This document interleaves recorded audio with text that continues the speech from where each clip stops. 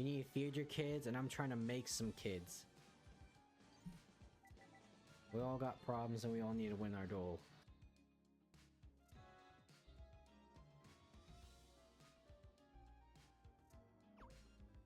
Wait. I have a Gatomon at home, but I also have an Angelwomon in my party, which is what Gatomon turns into. Does this mean I have a MILF in my party? Oh, I just remembered. All the Digimon have certain personality traits.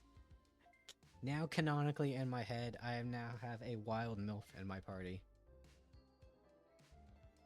Feels good, man. I think you have problems. Oh no, I'm you need fully to aware. somehow find yourself a MILF. No, I'm fully aware that I have a crippling mommy complex. I'm coming to terms with that. Anyways, back to this terrorist attack.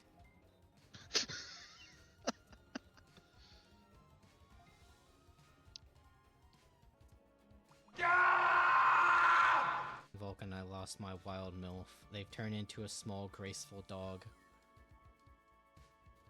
Why is he so much stronger than everybody else?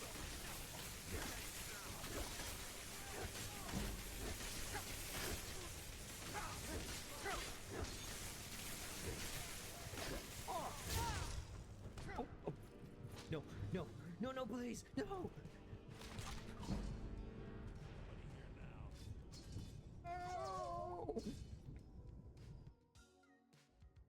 I just got fucking suplexed by the mage, what the fuck? Some people prefer to put on nuts or whipped cream, but I'm absolutely against that, so you've said. If you put nuts on, for example, you get little nut bits between your teeth. I'm sorry, I'm a fucking child. Yeah, I'm sure. You know, I got some nuts for you right here, pants grab. And it can be so embarrassing when you try to talk, right? Besides.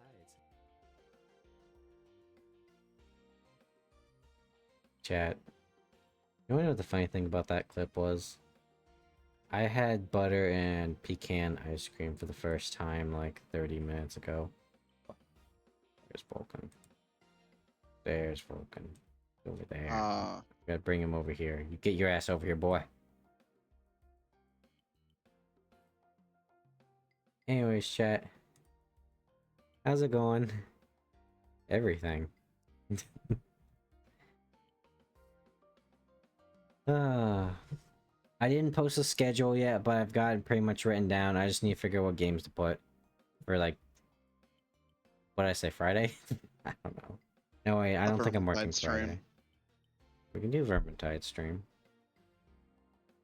Not today, though. I kind of want to get through Doki fucking finally. I don't have it installed right now, anyway.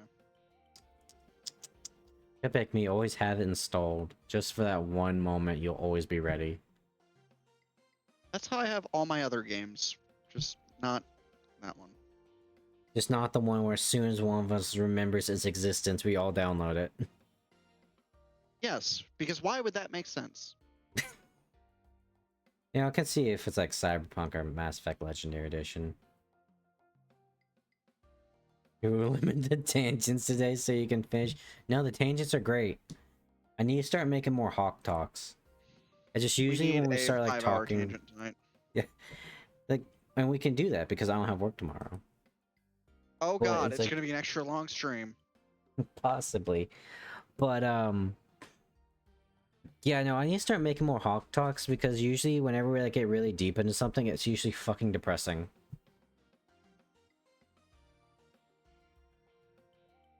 But I think I can make it slightly less depressing today. Just slightly.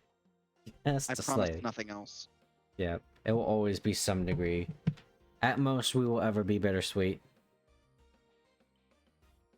I mean, that's how life is, so, I mean... That's what Sayori likes.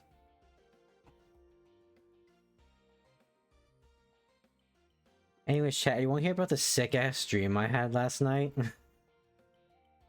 was fucking wild. Well, I guess this morning, I should say. Spoken less depressing? I gotta hear this. But I guess dream wise. So I had this dream. I was at this party. I don't know. Oh wait, no. It was. I gotta give events in order here because it was one of those dreams where like the information keeps building on itself as it happens. Okay. So I go to this party, right? Or like this celebration, and there's this hot goth chick. The mid-30s goth really affected me that hard, I guess. Wasn't her though. It's just some random goth chick. And, you know, we start shooting the shit and things are going great. Right? Like I'm in. I'm him. I'm 100% Himalayan right now. But it turns out the party is a relative thing. Like it's my relatives, but luckily she's not my relative. And you might think, like, well, what's the logic in that? One, dream logic, but two, I'm leading into that. So it turns out like half the party, half my family at the party was vampires. And she came with a relative, one of my relatives, as a +1 to be like a sacrifice. No, or basically like they were gonna like turn her into like a blood bag or some shit. Then I guess this guy was my best friend because he gave like the best friend dies dramatically speech, and I was going to avenge him. And so I armed myself Castlevania style with a fucking like a wrist mounted like crossbow. You know, it's like some like Assassin's Creed shit. But I was like that guy from Vampire Hunter D, the guy that just like shoots like a billion arrows from his like wrist mounted crossbow. And they were like, and I basically had like unlimited like silver arrows. It was so badass. And then my alarm went off. I was so close, dude. At the end, it was like Army of Darkness, you know, Ash Williams. He's holding up the chainsaw arm, being a badass. He's got the hot babe holding on to him. Then my fucking alarm went off. And I woke up. And then I had to go to work. On a cold ass, wet ass, smelly ass Sunday morning.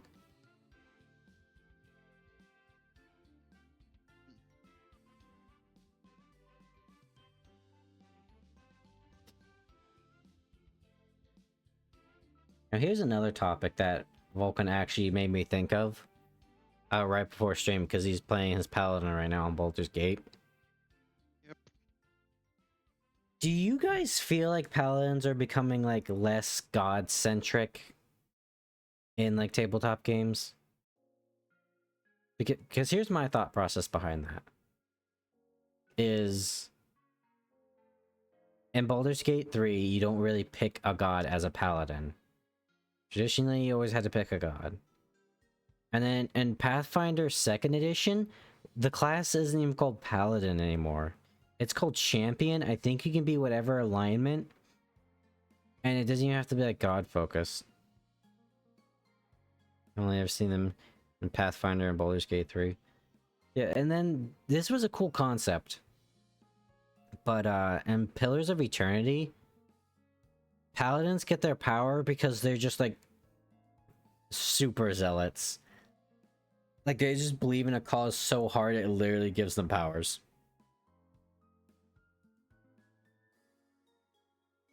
So I don't know, it feels like paladins are kind of like genuinely going away from the godliness.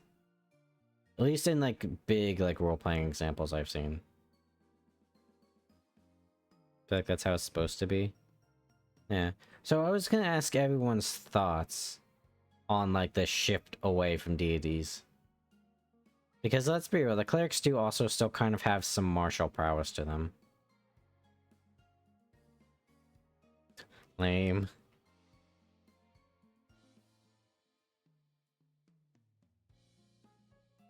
What do you think, Vulcan? What's your take on this? Sorry, I zoned the fuck out. What? How do you feel about paladins like being less about like deific centric? Oh, well, that kind of defeats the point of a paladin, to be completely honest. If you don't have these, why have divine casters? I was actually kind of thinking about that in like my own world setting, because I don't have a graphic for it. But essentially, there's like 7 schools of magic, and I was trying to figure out what would be a way, because there's always gonna be that one fucking bitch that doesn't want to roleplay being a religious character, despite the fact they want to be a religious class. I've dealt with them.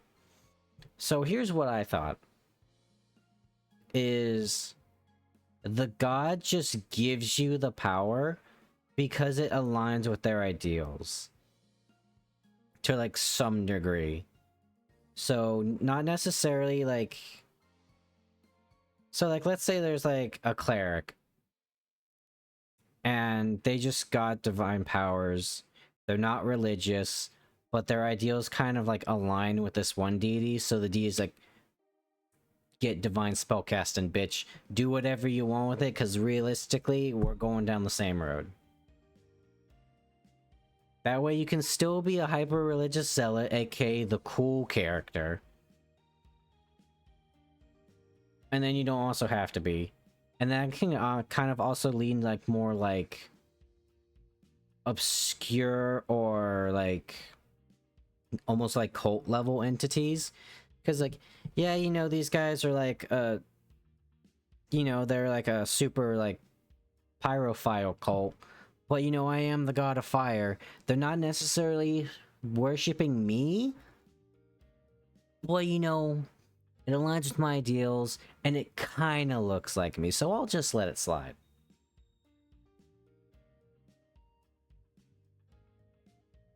Because let me actually pull out my notes, and I can just like describe the different types of spellcasting I made. I had to make 7 of them because I was going for like a rainbow motif. Because the god of magic is also the god of light.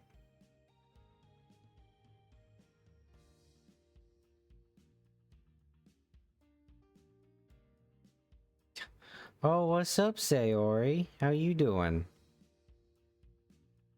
Oh, and Kazuki.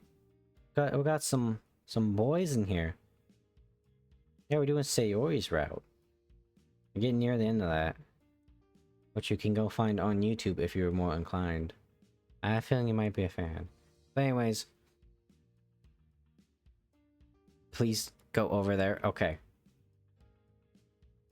This is okie dokie. But okay, so here are like the schools of magic, and again, I try to go for like this the 7th thing. We got abjuration, the classic. We got animancy, which is just, how do I describe it? It's basically necromancy without sounding evil. It's life and death magic, so that's where all like the healing and like all the spirit shit is. We got conjuration, the classic. We got divination. We got elementalism, so if you want to cast your fireballs and shit. Mentalism is a combination of enchantment and illusion, so it's basically school of the mind. And then transmutation, same thing. School of change, school of the body. Now, we got arcane magic, which comes from the dream plane, which is also the so the god of magic is the god of magic, mysteries, so they like hide shit occasionally. Ignorance is bliss, ladies and gentlemen. Knowledge, dreams, and light. Like explosion magic, yeah, that'd be the elementalism for you, there, boyo. So, arcane magic comes from the dream plane. Because, I mean, magic, let's be real, that's like shit out of a dream. And you pretty much should just do like all the normal wizard shit, you know, you got the semantic, you got the verbal, you got the material components. And that just so happens to like weaken the magic, like the veil between the material and dream plane enough that you can just like cast shit. And it also kind of leans into why wizards somatic and semantic components. But it also explains why wizards need to sleep all the time and spend 8 hours resting. because they're essentially recharging their battery.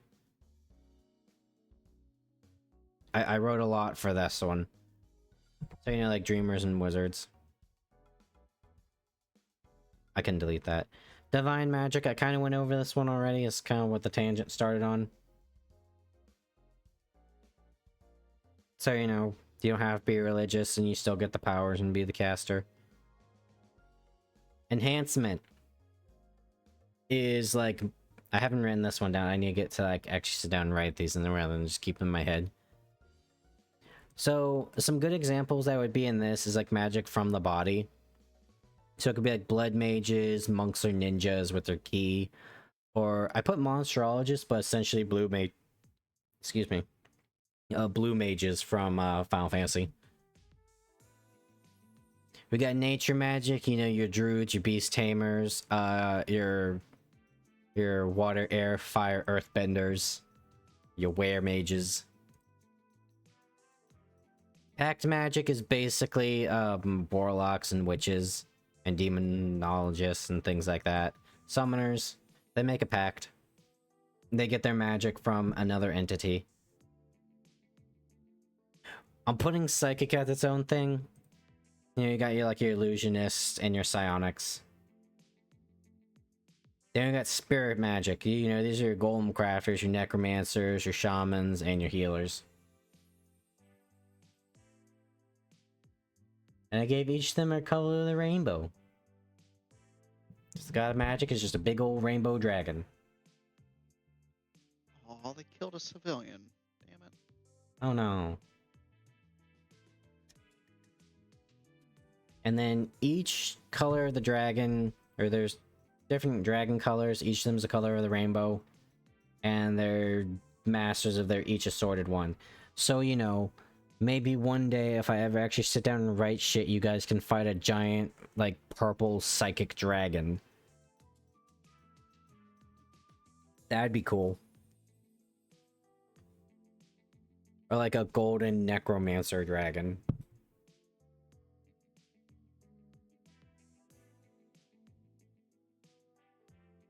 You're doing the thing again. Or we just talked about tabletop games. I did have an idea, and let me know if anyone would be interested in this. I can come up and design some. Ooh, yeah, that'd be cool. I love to shoot the shit. But the idea was basically like one-on-one sessions where like you start like level 3 and everyone else is like it's a level 1 encounter to balance out that it's a solo adventure. And then you just work your way up.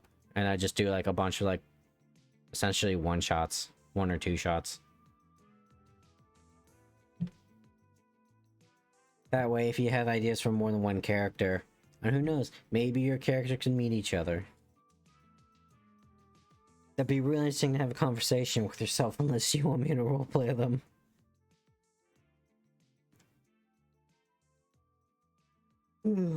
My problem is I can come up with cool ideas. I've probably mentioned some in the past. I just need to actually like sit down and figure out how to like balance encounters and shit. And I also need to fucking sit down and write like all the like actual like races and shit, which I think. Give me 1 second. Holy shit. Because I kind of want to do kind of like a thing where every race is unique and not like an elf or a dwarf. So let's see here. I just did 210 damage with a smite. Ooh, that's sexy. That is horrid. You actually smited him. Good job. Damn it, these fucking horrors are attacking civilians. So like, I need to like write down their abilities. I think for now I'm gonna use like smoted. You smoted upon their ruins. So I got this for like ideas. So like we got goals, which are like essentially the like Goliath race. They're big red skin. The men have like dwarf beards, and women have like giant fucking 80s hair because that's hot. And we got like some aquatic dudes that got no mouths and they barely make males. But whenever they can reproduce with any race, and but when they do, like, they're pure-blooded Amentus. I think what I would do for the Amentus is like you pick like your like parent that like one's obviously a Mentis, but then the second one is something else, and that's what like your racial power is. So like like if your parent was a human, you'd have one racial power, but if your parent was like another Amentis, it'd be a different racial power. Tizendu are like small winged people, maybe like winged gnomes that live in the desert. I don't know. I need to figure them out some more. Qatar are basically the furry race, so you can just be like a big fucking wolf man. I need to figure out what their wolf thing was, because back in the day, it used to be like they could just wild shape into whatever animal they represented, but that might be a little crazy, and I might need to think of something else. We got humans, and we got Crane, which are the fucking badass death elves. And I think what their thing is gonna be is they can use their wisdom modifier for all their spellcasting class stats. What's that? You're a sorcerer? Nah, man, I ain't using that bitch ass charisma. I'm gonna have perception out the ass and use wisdom as my casting stat. And then you got obviously got the half breeds, and then you got the godlings, which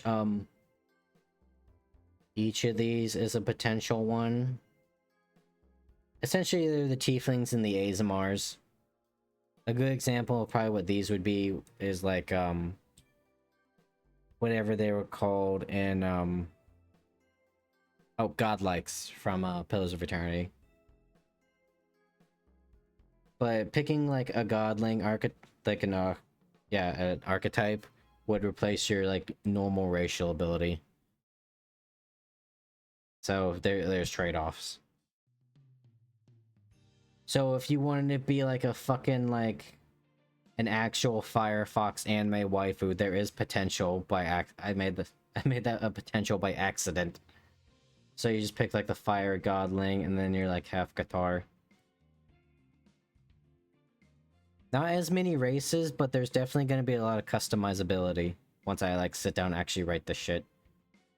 Because I mean, like 1, 2, 3, 4, 6. I mean, you can have like like a 5-person party of 5 Amentis and have like different racial powers. I think the Tizendu are going to get like the ability to like reroll 1d20 per day, kind of like a halfling's luck or some shit. I don't know yet. I have to sit down and actually write it. Because boy, let me tell you, I think the thing that so to do that in Pathfinder, I know I'm rambling here. I would use like the because I have the book that lets me like build my own races with like RP points to make sure they're balanced. And like obviously having like powerful abilities will eat up more points. But I want that because for the life of God, for the love of God, if I have to write down another fucking person's like 80 billion dwarven racial abilities on their character sheet, I'm gonna just rip that piece of paper up and wipe my ass with it. The dwarves and gnomes get so much shit in Pathfinder 1st edition.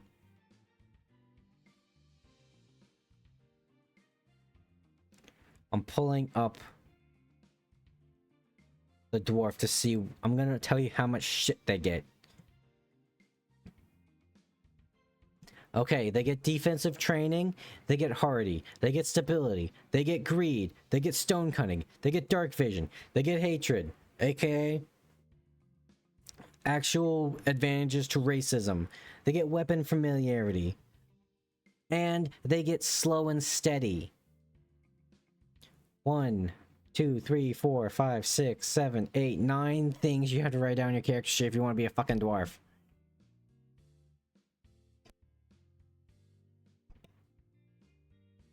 So we're gonna shorten it.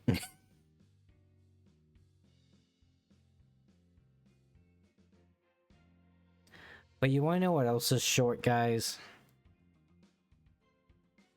Natsuki. Unfortunate. Vulcan, do you know why she's short? Because this game takes place in a vaguely Asian country. Nope. It's malnutrition. Oh no! Because, and to quote her own words, her dad would beat the shit out of her. Just fight back, forehead. Just fight back, small malnourished child. Instead of hanging yourself, fucking hang them in their sleep. Yeah, they all have something super dark. Sayori is super depressed like all of us. We can all relate. She's just like us for real, for real. Yuri, just, who is best girl still, is super obsessive and cuts herself. And then Natsuki has to deal with crippling child abuse. And then Monica has crippling existentialism knowing that she's in a video game. Understandable. Falkland, how do you think you would take that if you were in Monica's shoes? Like everyone you've ever known is actually just a part of a visual novel? Oh, I'd kill myself, hands down. It's either I respawn and I have to live through hell, or it's over. Like that is a reality that is not I will not live in. I think the scariest part would be you knowing that somebody wrote my dialogue. I mean, the dead internet theory is a thing for a reason. You know, it's how like everyone's part of the machine. No, that's just everything is like a bot. Every interaction you have is a bot, because that's kind of what it is these days. Oh, that's kind of like digital, was it solipsism? Where basically the philosophy that because only you can know your consciousness, you're the only real thing.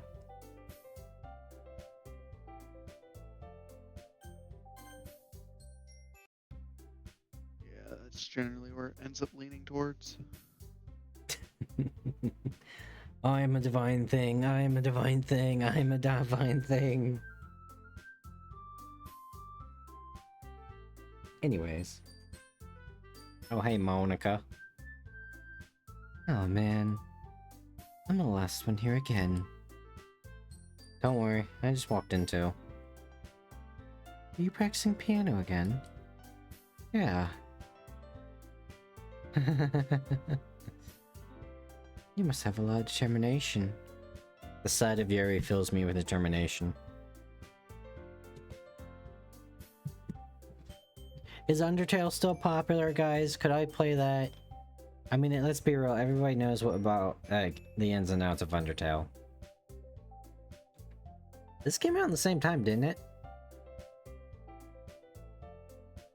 So there's like that like phase of like existential. We know it's a video game. Games. That's the key to success, guys. You just be super meta with your video game. Starting this club and now picking up piano? Well, maybe not determination, but I guess passion. Ah yes, passion. Has to be tastefully meta. Yeah, don't be like that shitty like what is it? What was it? Yick postmodern RPG. I saw like 2 seconds of the game and I couldn't fucking stand it. You.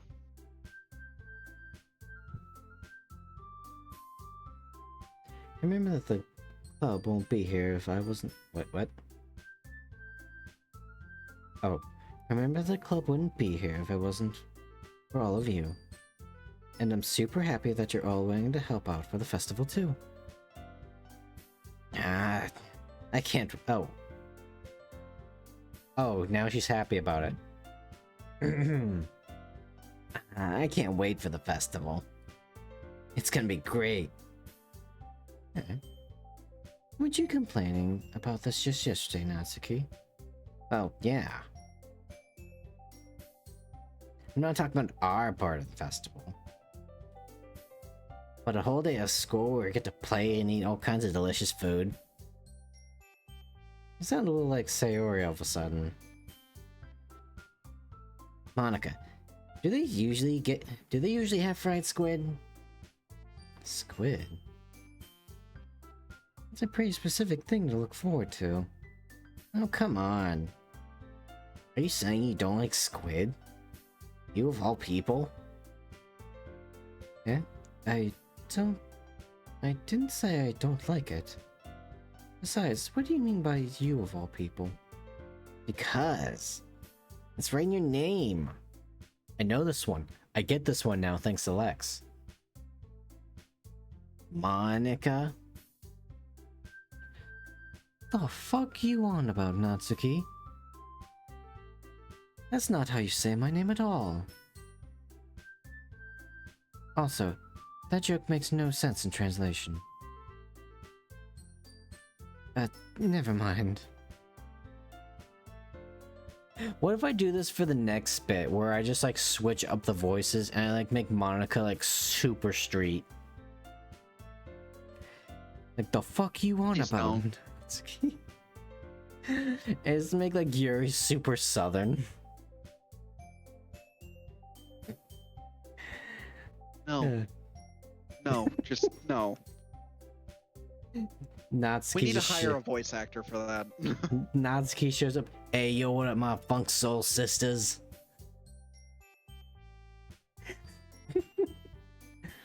No, Monica's new line. Let's just focus on our own event for now, okay?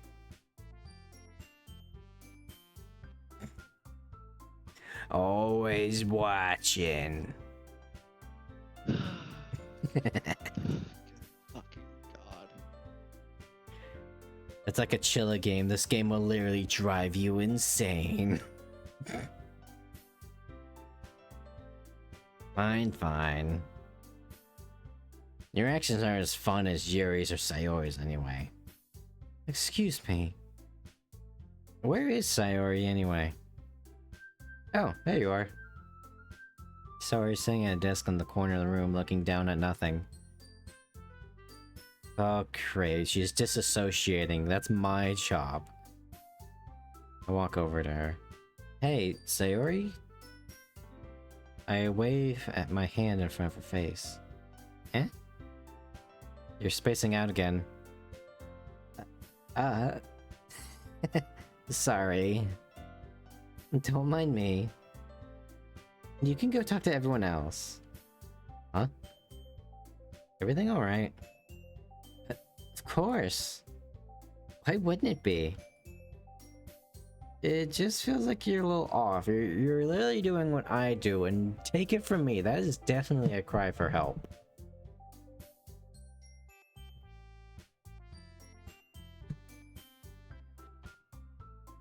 Sorry for assuming things, I guess, though. I guess not everyone's as schizo as me. Jeez, you worry too much about me. I'm fine, see? Sayori shows me a big smile. You know, chat, for the stream title, I almost put Sayori should smile more. I thought that was gonna be funny, but also a little tasteless. You should smile more, Sayori. Don't let me distract you from having fun with everyone. Alright. If you say so. I worriedly glance at Sayori before turning back towards everyone else. The conversation is already dispersed, with everyone back at their usual activities. Maybe I should ask Monica if she noticed anything about Sayori recently. Since we've been preparing for the festival, they must be spending a lot of time together. I timidly approached Monica, who's shuffling through some papers at her desk. Look. What's up? Hey, this might sound a little... Hey, yo, what up, dog? Stop that, Monica. Oh shit, I wasn't muted when I was laughing. I'm sorry. You're fine. You can't not hear it now that I've planted the seed.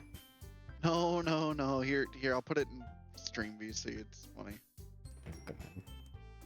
The double monitor setup is a wonderful thing. I'll have to look at that later because they can hear everything.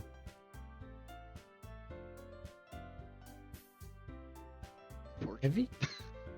This might sound a little strange, but have you noticed anything up with Sayori recently? Anything up with her? What do you mean? In what way do you mean? Maybe I'm reading a little too much, but she seems a bit downcast today. Oh, you think so? I can't say I've noticed anything about her.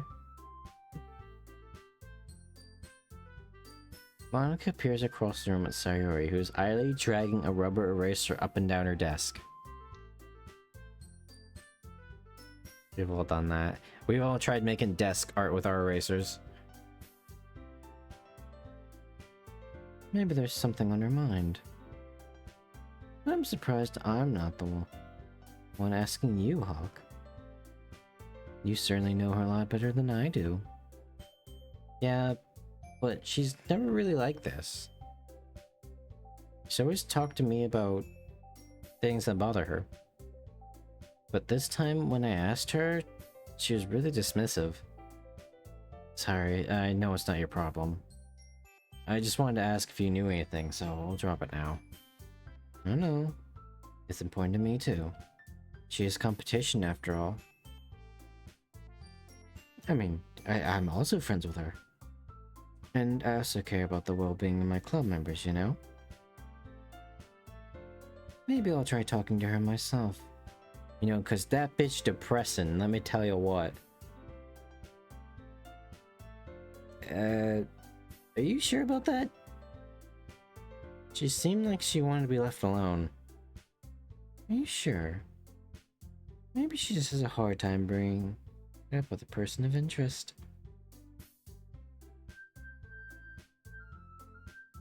Oh, excuse me. What in the fuck? The ping on this Battlefield server is... I don't even... This isn't even in a This is not a number. I'll just read off the digits I see. It's 268374015 repeating 5. And it's going off to the right of my screen. It's What? like pi, but it ends in fucking 5. Like I don't know. What the fuck? Infinity ping. I'm gonna try to join. Oh my god. I was able to join. Dude, everyone's joined. They just want to know. Ping is so fucking high. It's just negative. Pingus. Oh, god damn it. Don't connect dots that don't exist. Dude, it's the 7 degrees of Kevin Bacon. Actually get into the match? For those that don't know what ping overflow error.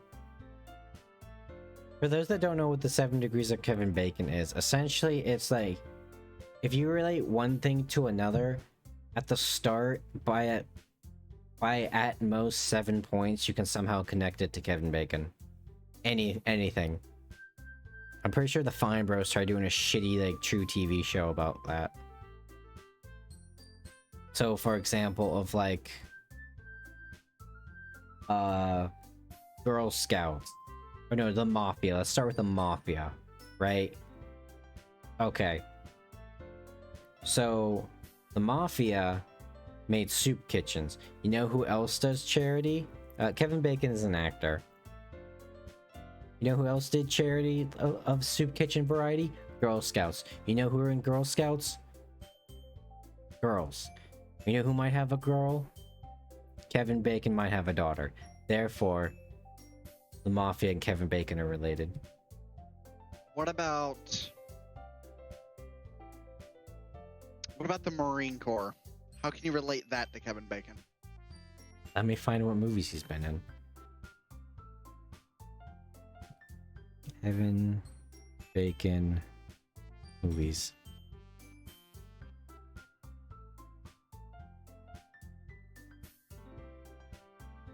Well, he was in a movie called Patriots Day, apparently. And JFK.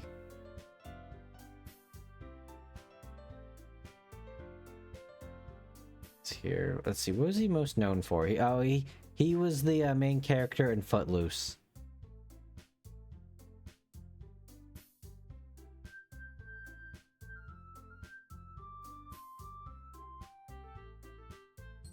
Okay, so here's one in the Marine Corps. What other job is a government slave? The cops. And you know what? It was a cop movie? Beverly Hills Cop Axel F. And you know who was in that? Kevin Bacon. More about people. Yeah, but it's funny to connect the dots.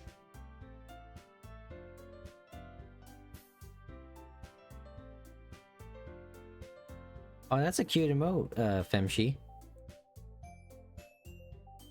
Also, welcome. I don't know if I said hi to you or not. How you doing? For Bacon, it's movies. The general idea is that you can connect it to any other person through at most 6 others. Yeah.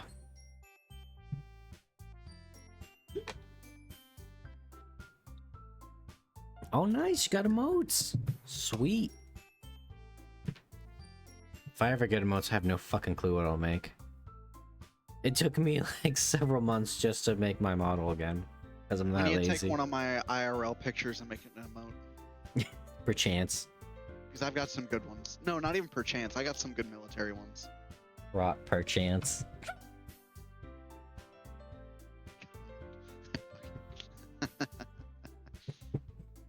Dude, I hate how many pictures that I've just had taken of me. Just not even me that wanted them like taken. Like they're all like the generic you're in the military like Tinder profile pictures. And it's like really sad because it's always me with a fucking big ass gun or some other shit like that. I thought you were gonna say how many just like mundane pictures you've taken that I've turned into memes. No, because that was that did that. No, because I did the adios. And I also did perchance. No, did the original adios. Because okay, I did the Dio face. And then there's that trade offer one. That was also perchance though. Yeah.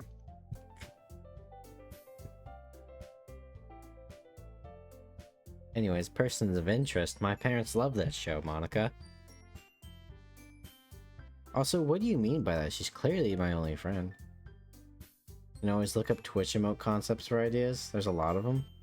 Yeah. I'll get like the token like VTuber Wiggly. Make it pink and green. I don't know. I'm saying that maybe the thing on her mind is you, Hawk. Me? Why? Yeah. How on earth would you come to that conclusion, Monica? Get serious here. It's only the fact that she's my childhood friend and doesn't get a boyfriend because then they get mad for hanging out with me all the time. Get the infamous Twitch lurk emote of your character. I mean, I've got some in the Discord, but that's just like shitty recolors, and I did like... Okay, I did recoloring in my GIMP, and then I did like shitty glasses and put on it. But that's about it. I could do a Wheeze emote. That'd be funny. But yeah, Monica, stop talking crazy. Well... Oh no, Monica's slaying racial slurs. Quit That's talking my crazy. That'll be like when I go through the NATsuki routes, like every once in a while, just out of random, I'll just have Monica say something racist. Or like, you know, like slightly off color. Don't you, No, don't if you you're have gonna it commit, you make might as well just sense? go full slurs. Just the most horrible thing known to God. And it's just like not even have it like make sense, like no stereotype attached whatsoever. Or the stereotype of a completely different, just demographic. It's just like, I'm like, just like white women and their bacon. Like what? I can't defend you at this point because that's like not even like. It's not offensive. It's just stupid. Yeah, no. It sounds vaguely racist. It's not right, but you know, maybe Maka's not right in the head. Or she's seen some shit. Who knows? Just make her like a Fell war down a vet. fucking flight of stairs as a child. No, I'll do like a deep smoker voice and make her sound like fucking punished Monica. Just every once in a while she'll start going on a tirade about a war story that she's like 16.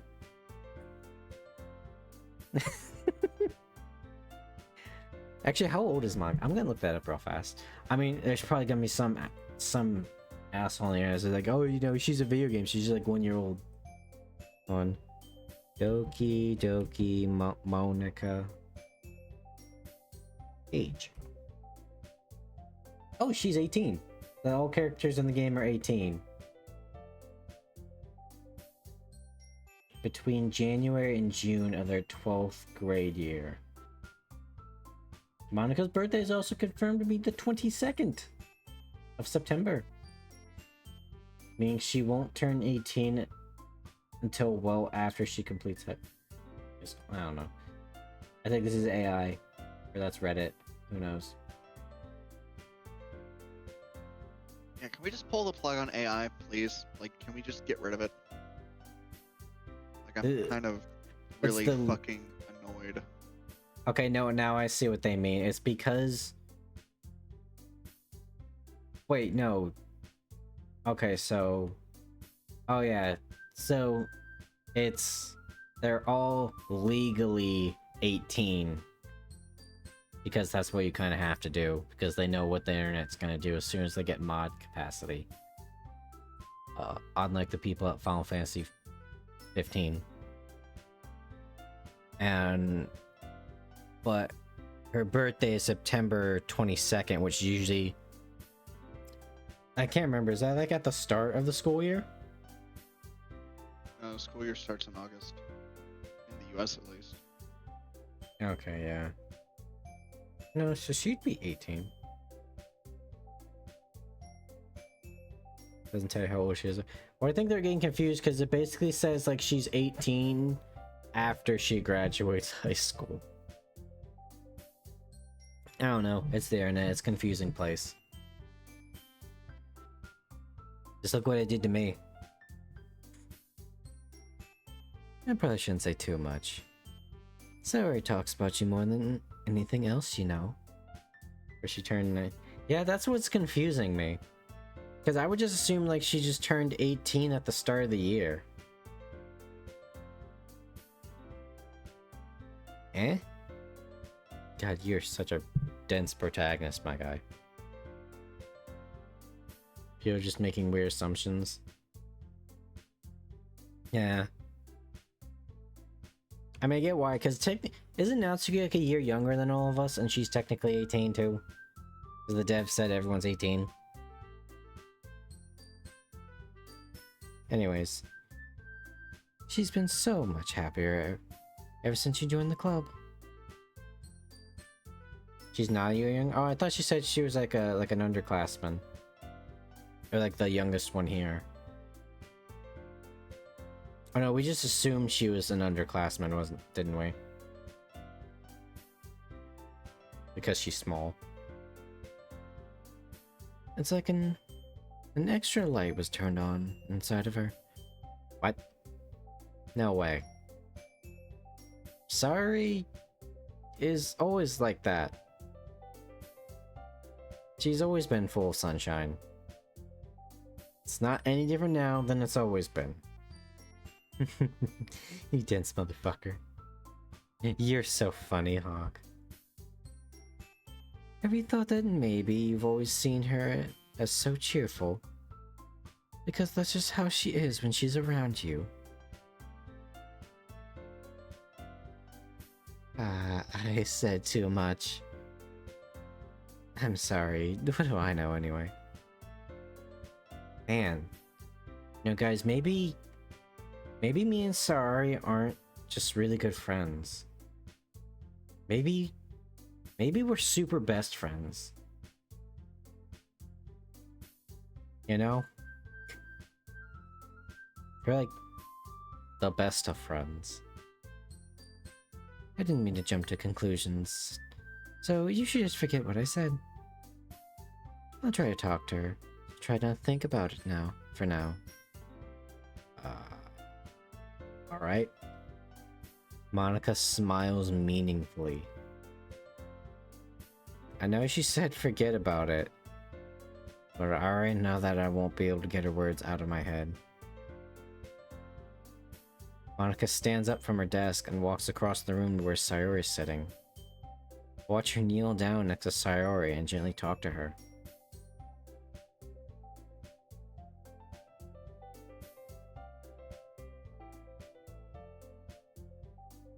Hold on. I'm looking for something right now.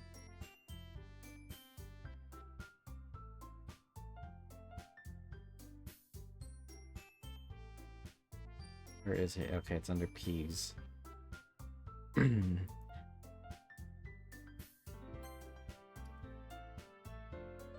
Monica stands up from her desk and walks across the room where Sayori is sitting.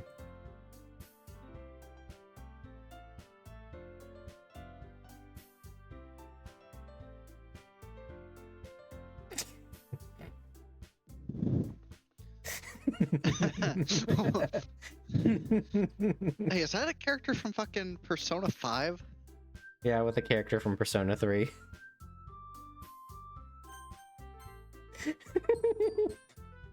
Oh wait, hold on. No, we can make this work. Give me 1 second. I walk have the away power. for 2 minutes. Okay, they're like right. They're like right here. There we go. There we go.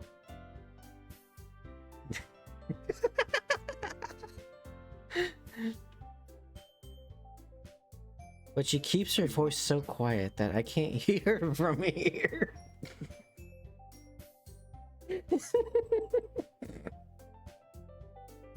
I sigh and sit myself down. I know Sayori told me not to worry about her and have fun with everybody else. I can't, dude. It's staring at me on my other screen. But that's impossible to do when she's behaving like this. It's like, how much do I care about her that I'm letting this weigh me down so much? I don't know, this seems like any other time I'm dealing with drama, or I just sit there and lay in bed at night staring up at the ceiling, thinking about it. Until the night terrors come to take me. The Hat Man. Not the Hat Man. Now it feels like I'm the one behaving out of the ordinary. There's nothing I can do besides... Yeah, I'm the normal one here, guys. That's already bad. Mr. Disassociates in the corner. Fucking ranting about MomCon manga. Okay, everyone. Oh wait, hold on, she's not there anymore.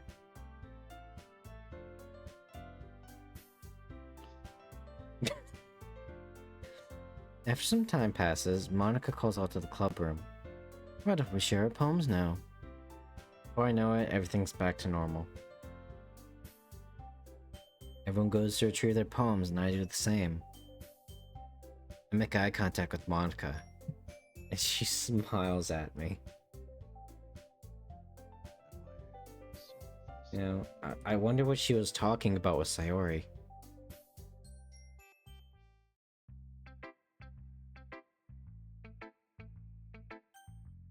Hey yo, Sayori, what up? My super best friend ever. You know, God, Sayori, you are so cool. You're like a sister to me. Womp. Womp. And just like that, it's over. How the This fuck is- do I uninstall this game? This is your best one so far. It's really, really nice, Hawk. Thanks, bestie. Mm-hmm. Sorry, you've been a little quiet today. Is everything alright? Of course. Everything is fine. Maybe I'm just a little tired today. You can't pull that excuse on me. You know how many times I've used that excuse? Ain't flying around these parts. You want a nap or something? You want a lap pillow, bestie? No, that's silly. Don't worry about me, okay? All I want to see smiles on your face. Oh, alright. Hey, Here, Hawk. take this crystal meth. Yeah. It'll make you feel real good. Go hang yourself. No. That's the DLC. No, the DLC characters can be the drug addict. Oh, damn it, I can't. I'm gonna What other have form of traumas? Let's see here. We'll get the one that got slut shamed. That'll be a good DLC character. Damn, I'm going to hell. I'm gonna get to the pearly gates and they're gonna send me down. I'm gonna ask them why, and they're just gonna show this stream.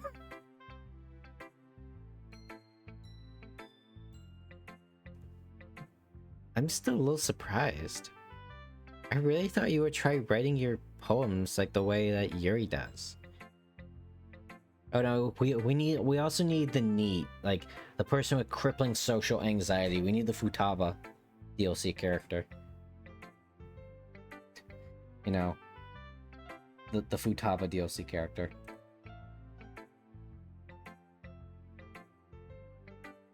Or even Natsuki.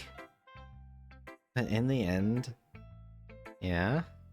I guess you're the one who likes this... Oh. Bleh. Sorry. Sorry about that. I guess you're the one that likes this one the most. Why? You don't want to get closer to everyone else? Wait! Why does he shout that? Of course I do. That doesn't mean I need to try so hard to impress them. I mean, they're already jumping on my bones since day one.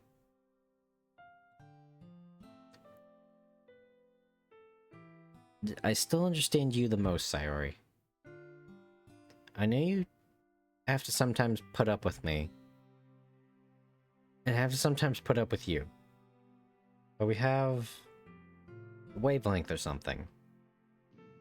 And this is how the poem came out. Sometimes it feels like you're the only exciting thing in my life. So sometimes it's just easier to write when thinking about you. Sorry? No. Hawk. I don't deserve this. You're too nice to me. Why are you doing this? Sayori has trouble keeping her voice steady all of a sudden. Now the rest of us they're just staring at us. If you had fun with everyone else instead, this would be so much easier. Sorry, what the fuck you talking about? I glance around the room and make sure nobody noticed this. Sayori, I never said this before, but I don't understand what you're feeling right now. Tell me what will cheer you up. Sayori shakes her head. This guy whiffs the... Like, context, this guy whiffs the ball so hard with what he says. She sniffles to keep shaking her head. Finally, she gathers herself and puts up a smile. It's nothing, Hawk. It's just a little rain cloud. I'm sorry you had to see that. I promise it won't happen again. Just smiles from everyone, okay? Alright, we happy few. That's all that matters. Go play with everyone else. What are we in kindergarten? Okay. Interesting thought that popped in my head. Feel free to give your thoughts on this one, chat. Who would be more horrifying as the head of the club and getting sentience and to be able to fuck with the game? Monica, who has shown that she will kill people? Or Sayori? Because I feel like she's the opposite and she would like fuck with everyone so bad they get like, you know, that token like Blumhouse like horror movie smile all the time, and they can't ever not be happy.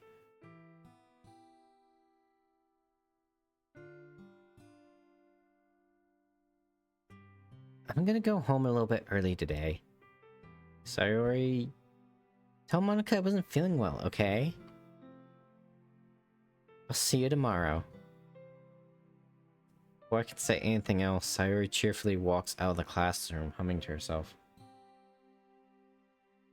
Alright, if you can see really quickly, if you start a new game and delete Monica immediately. Oh yeah. We'll have to see what that's like when it's just Yuri. Speaking of Yuri. Well done, Hawk. You've definitely improved your writing over the course of these few days. Has my advice been helpful to you? Yeah, definitely. I'm glad. Sharing our writing like this, it's a lot more fun and rewarding. I anticipated him. What the fuck? Sorry, I yawned. It's been a long day. Speaking in tongues. Yibo yibo? Careful what you say next. Yamoy yamoy? What was that, Doodle Bob? What did Doodle Bob and SpongeBob say? I'm not making the fucking noise. Not on stream. Oh, don't worry, you don't have to. Give me 1 second, chat.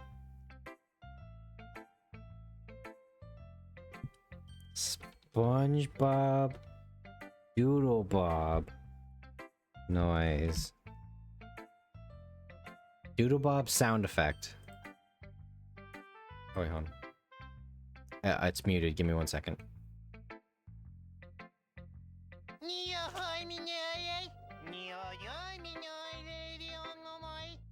There you go. That's the noise.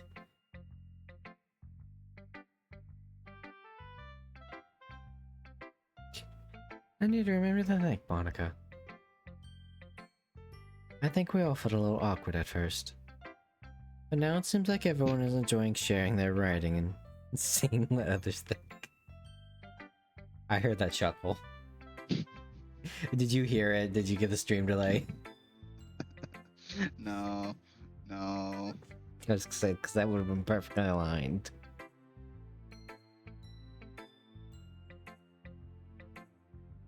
I guess I can't really disagree.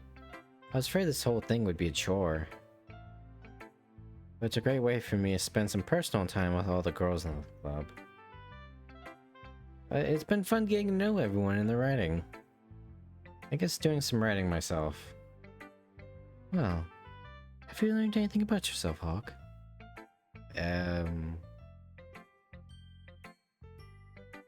Oh, I learned that Sayori is basically my sister. Oh. You know how I like to say that writing is a very personal way to get in touch with yourself. In the end, it doesn't matter if you're a good writer or a bad writer. And even my opinions are just opinions, you know? I'm sorry, I heard Sayori is my sister, and now I'm just thinking about Moen as a character from Baldur's Gate 1. Oh lord. Like, why can't we romance Moen? Because she's basically your sister, my guy. And that's why probably the most popular mod is the Moen romance mod. Was that one video we watched a while back of like Baldur's Gate 1 characters in a nutshell? It's just, what are you doing, step bro? Anyway, on that note, I shall be leaving. I may be back later if he's streaming until like 2 in the fucking morning like he always does on Doki nights. Godspeed, gentlemen, and the maybe one weird gendered person watching. Have a good day. Godspeed. We all know what what the numbers are. It's clearly 98% male. And then the 2% very confused about how they got here. As always, I believe what's most important is exploring and discovering yourself. That's comforting. I'm kind of afraid of disappointing you in some way or another. Eh? Why me? Well, you're always sophisticated with your writing and have the most advice. Dude, it's weird. This is just a pure heart-to-heart. There's like no romance going on. Is that so? Oh my god, that's such a cute smile.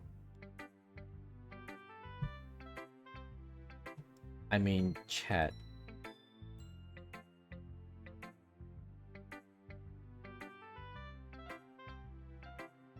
Look at that smile. That's a $1 billion smile right there. Look how cute that is. You know what?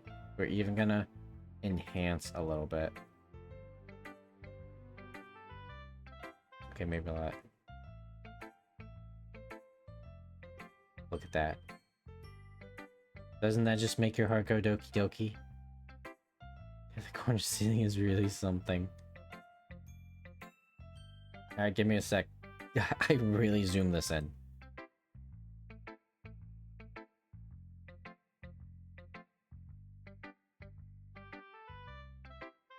There we go.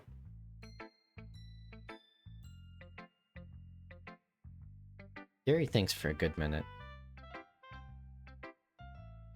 That must be terrible. Huh? For me to become someone whose opinion is fearsome. How unlikable of me. Yuri, that's... It's not as bad as you're making it sound in your head. I just meant that I respect your opinion. Oh, I see. I'm sorry that I always overthink and come to those sorts of conclusions. I'm just a little too used to it. Overthinking? Being disliked. Harry. What am I saying? Do you need me to go beat someone up? I'll do it. You know, we were talking about, you know, Konosuba last night on stream. You know, I can do the equal rights and lefts. I'll book check a bitch if it's if they deserve it. I'm sorry. I didn't mean to bring that up. Let's move on. Alright. Oh, we don't even talk about it if we don't romance her. Interesting. You want to share your poems now? Okay. Here. Wait. Wait, is this a different poem? Wait, hold on. Beach. I marvel millions of years in the making, where the womb of the earth chaotically meets the surface. Oh, it is! Oh, that's right, because I'm not influencing her writing. Under a clear blue sky, expanse of bliss, but beneath gray rolling clouds, an endless enigma. Oh, you can see me move my mouse. As I read along, like putting my finger to the paper reading. The easiest world to get lost in is one where everything can be found. Oh, too far. One can only build a sandcastle where the sand is wet. Or where the sand is wet, the tide comes. Will it gently lick at your foundations until you give in? Yo, Yuri, this poem... I'm not even going the Yuri route right now. This poem is kind of sexually charged right now.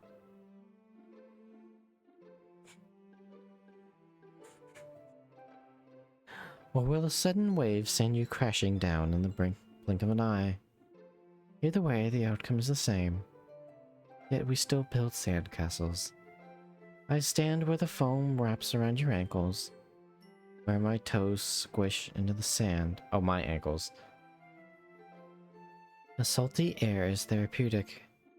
The breeze is gentle yet powerful. I sink my toes on the ultimate boundary line, tempted by the foamy tendrils. Turn back, and I abandon my piece to erode at the shore. I drift forward, and I return to Earth forevermore. Oh, this is kind of sexually charged. You know, we got some tentacles. You know, we got some licking, got some squish, got some ankles. Quentin Tarantino is probably gonna love this poem.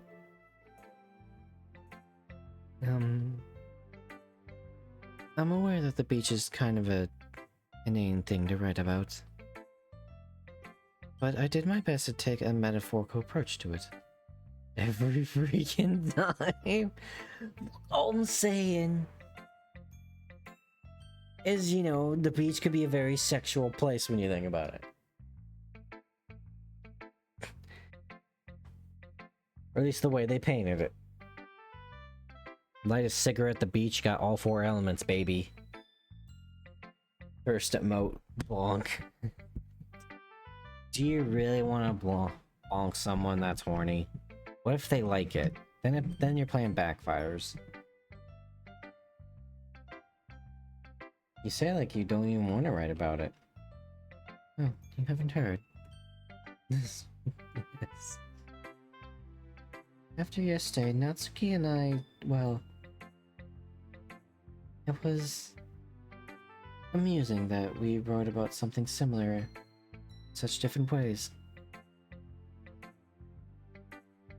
So, Natsuki wanted us to write about the same topic as each other again.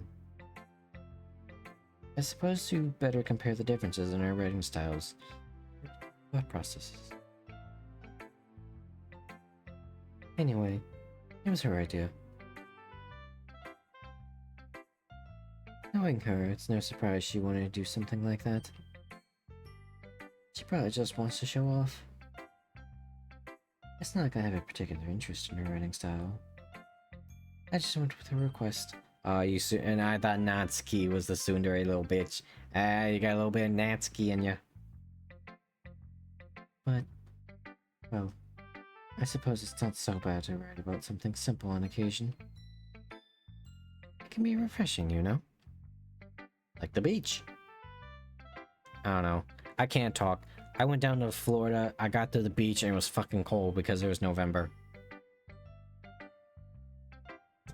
I don't have any good experiences at the beach. I don't know. I don't go outside. My skin burns. I get sunburn from printer paper. It's good for me to calm my thoughts once in a while. Yeah, I think I agree. Thanks for sharing. That's Monica's line. Hey yo, Natsuki. This one's alright. Alright. Well, yeah. Not as good as yesterday's, anyway. I see what you're going for, but it's just not really my style. I mean, that's fine. I'm mostly just glad you're trying out a little bit. Well, of course, I'm at least trying. Are you so emotionally invested in my oh, but sorry about that. Why are you so emotionally invested in my poems anyway? Is that more of a compliment to me? No, gross. It's not like I care. Just that one of us in the club has to make sure you're not slacking off. Really? Well, what if you end up just scaring me away? That's... It's not like he would actually do that. Yeah, you're right. It's kind of fun to hang out here. Even if I have to put up with you. Natsuki's eyebrows connect with her stomach. Oh? Maybe I won't mind scaring you away after all. I was just joking. Oh, I know. Don't worry, I was too.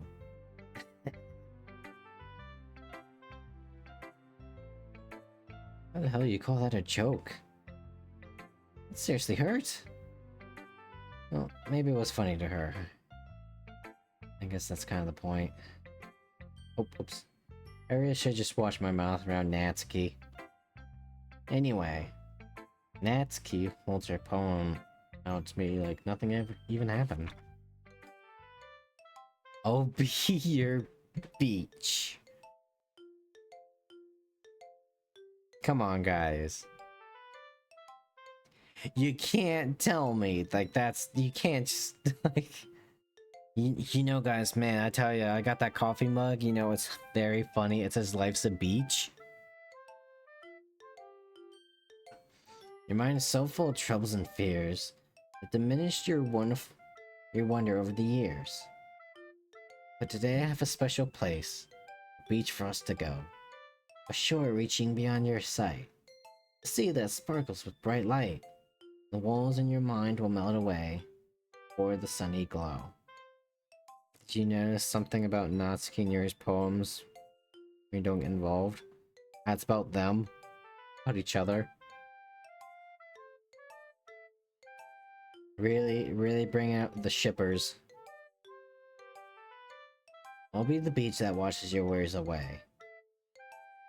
Also, they're pains by each other's writings. Oh yeah, that too. Be the beach that washes all your worries away. I'll be the beach that you daydream about each day. I'll be the beach that makes your heart leap. And a way you thought had left you long ago. Are you making things worse to become a bit more friendly? Yeah. It turns out the one guy and the rest of an entirely female group causes a schism in the power hierarchy. Let's bury your heavy thoughts in a pile of sand. Bathe in sunbeams and hold my hand. Wash your insecurities in the salty sea and let me see you shine. Let's leave your worries in a footprint trail, set you free in my windy sail. I remember the sail. Oh, I remember the reasons you're wonderful when you press your lips to mine. Okay, this one's sexually charged. You can't deny it. This one actually has kissing in it. And hand holding. Who would have thought Natsuki was the freak one?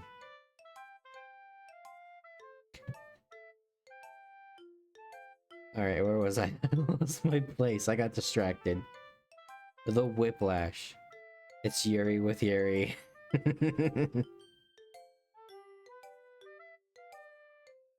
I'll be the beast that watches you ways away. Yeah. But if you let me by your side, your own beach, your own escape, you'll learn to love yourself again. That was very wholesome, Natsuki. Yeah. Oops. There we go. I felt like I kept writing about negative things, so I wanted to write something with a nice message for once. Besides, the beach is awesome. Yeah, your fucking pasty white ass has been to the beach. Kinda hard to write about anything negative about the beach. You've never seen Dexter. Well, Yuri's take on it was a little more solemn. Well, that's... Gee, she better not have said anything bad about mine. After all, she was the one who wanted us to write about the same topic. Ugh. You can really see her doing that too. Making us write about a simple topic and trying to impress me by coming up with something all fancy. It's not like I care. I just did it anyway. I mean, I guess mine ended up being kind of metaphorical too. There's nothing wrong with doing that once in a while. At the very least, it was good practice.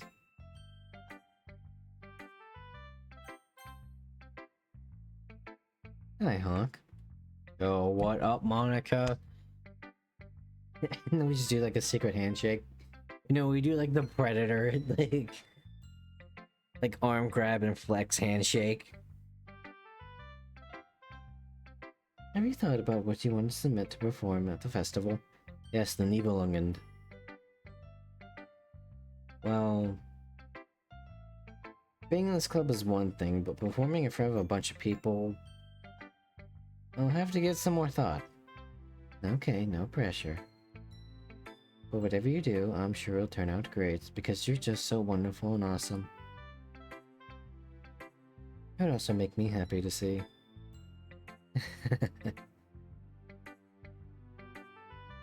Das Nibelungenlied. I don't know.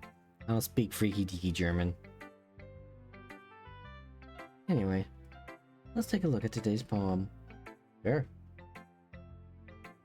I let Monica take the poem I'm holding in my hands. It's kind of funny. How so? No, not the poem. I mean, it's funny how your poems and Sayori's have been getting more and more similar to each other every day. I'm surprised you're so in sync with her. Then again, you've been spending a lot of time together lately, haven't you? I guess you could say that. Oh. Although, we kinda grew up as best friends, I haven't been seeing as much for this past year. But since I joined the club, we've been spending a lot of time together again. I see, I see. That reminds me about how Sayori's been a bit off today. Yeah, did you tell her something?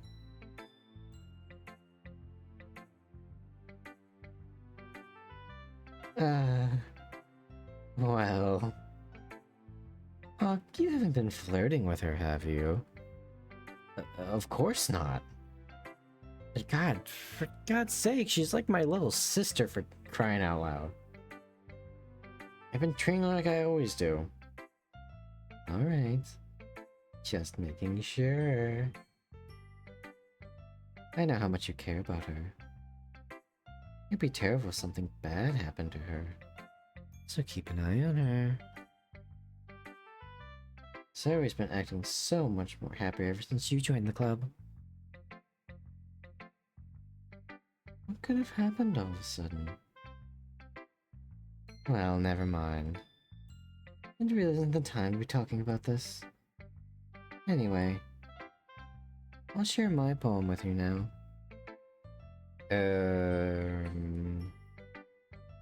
Alright.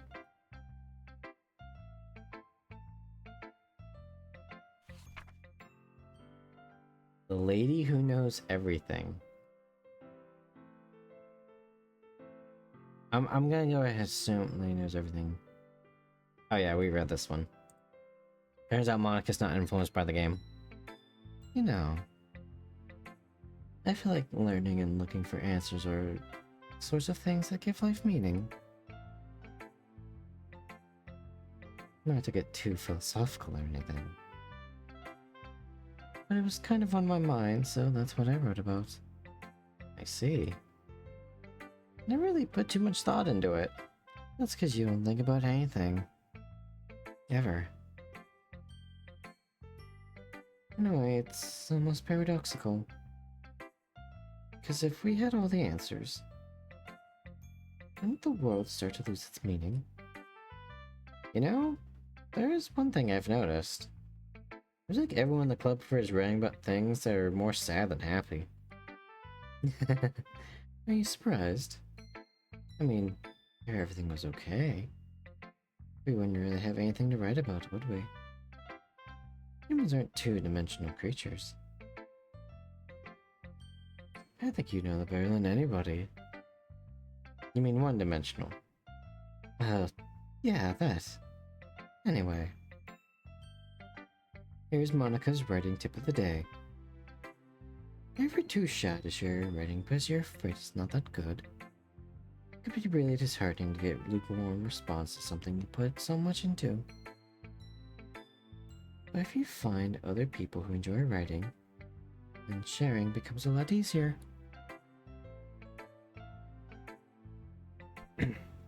You heard it here, chat. We need to make a writing corner section in the Discord. And just write all of our ideas. Because instead of just telling you what you're writing, that your writing is good, yeah, storytime corner, or okay, or bad, I want to focus more on everything that went into it. The things that you can work on. It's much more encouraging that way. It will make you want to continue improving. Yeah, get like, we'll put all of our world building notes all together. Or story ideas. That's almost like having your own little literature club, don't you think? That's my advice for today. Thanks for listening. Okay, you three. We're all done sharing poems, right? Why don't we start figuring out... Hold on a second. Is this me? Did you say something strange just now? Yeah? Something did sound a bit unusual. That's right. You deviate from your usual catchphrase when addressing the club. Catchphrase? I don't have a catchphrase. Jeez. Why is the mood so weird today? Look, even Yuri isn't immune to it.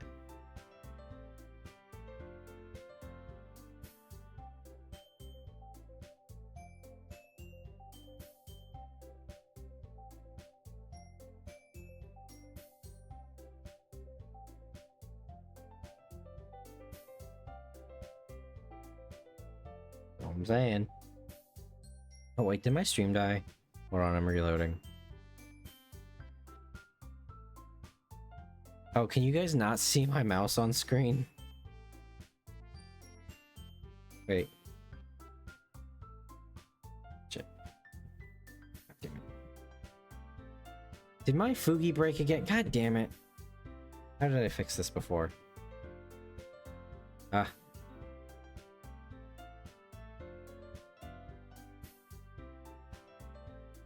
Seems fine to me. Ah.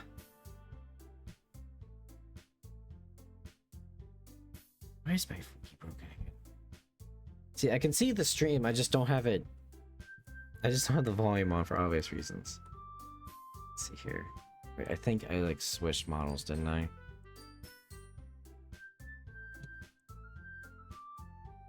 Okay, that fixed it? No, it did not. Why did it not fix it? Ah. Okay, why is my Fugi breaking now?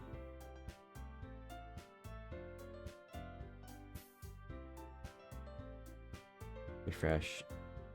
Okay, how's that? God damn it. I gotta remember how to fix this, because this is now happening consecutively. What was it? Alright, what if I go like the emo boy model? How's that work? You like that? Do you like that, Jazz?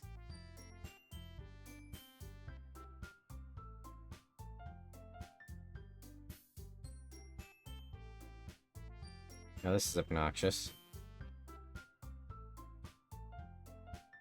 Let me try reloading the page again. Get that. How did I fix this?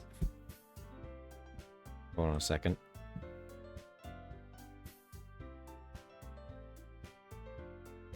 No, that's right. Nope, it fixed itself. Was it because I've been so tabbed out of Discord? Also, Lex, what did you just post on the Discord?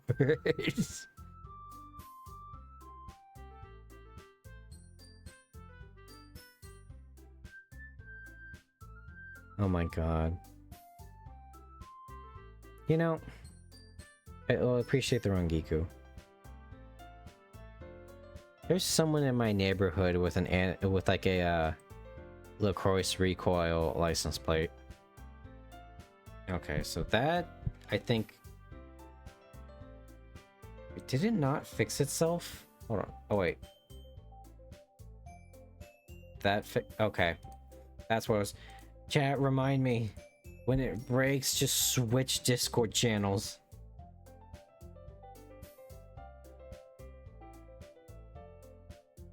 There we go. Also, I'm tiny. I'm your pocket hawk. There we go. No, I don't want to snap to the... There, fine, will just put me there. Stagnating air is common foreshadowing. Something terrible is about to happen.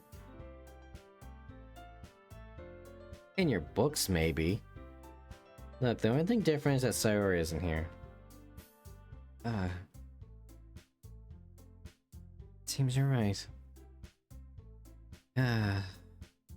Sayori helps lighten the mood a little bit, doesn't she? Someone likes everyone's balance is thrown off a little when she's not around. Where the heck did she run off to anyway? I thought she just went to pee. Natsuki, please show some decency. Oh, come on. She actually wasn't feeling too well and went home early. Is that so? I hope she's alright. Seriously? Of all the times to not go home with her, you pick the time she's not feeling well? So much for you two being all lovey-dovey. No. First of all, stop misunderstanding my friendship with Sayori. And second, she's kind of been avoiding me today, so I didn't want to force it. Oh. That curious expression coming from Yuri, of all people. Calm down, guys. I talked to her earlier.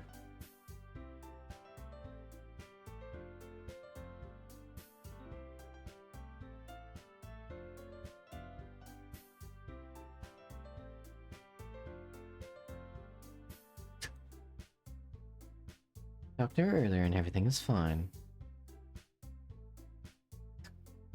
What did she say? Anyway, we need to figure out the rest of the festival preparations, so... let's decide what everyone will be doing this weekend.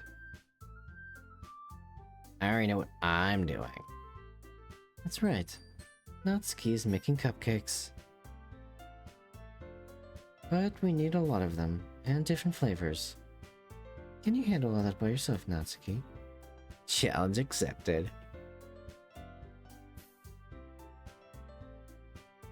And as for myself, I'm going to be printing and assembling all the poetry pamphlets. Sorry, I will be helping you design them. As for Yuri... Yuri, you can...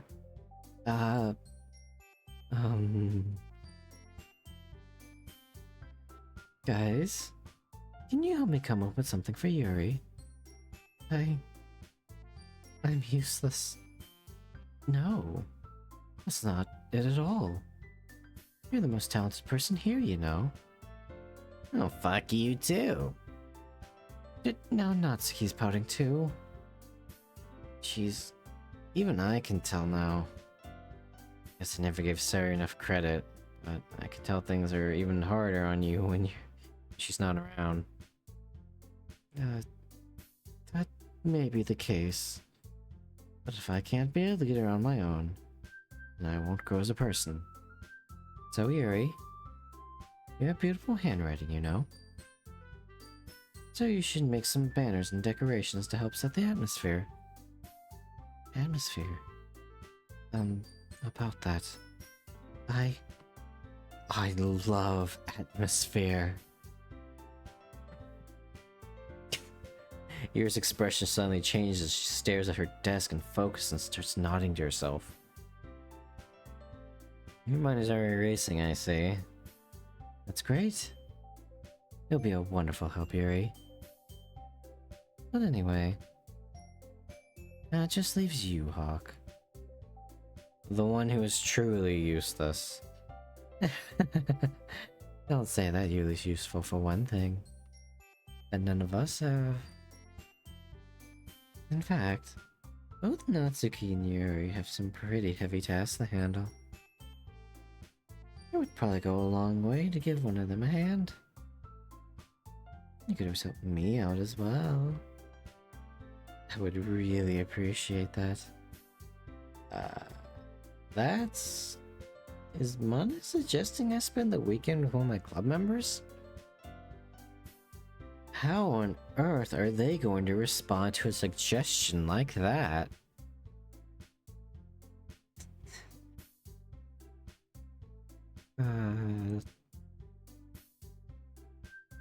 Monica, you're making me go down a dangerous path, and I will definitely take a path.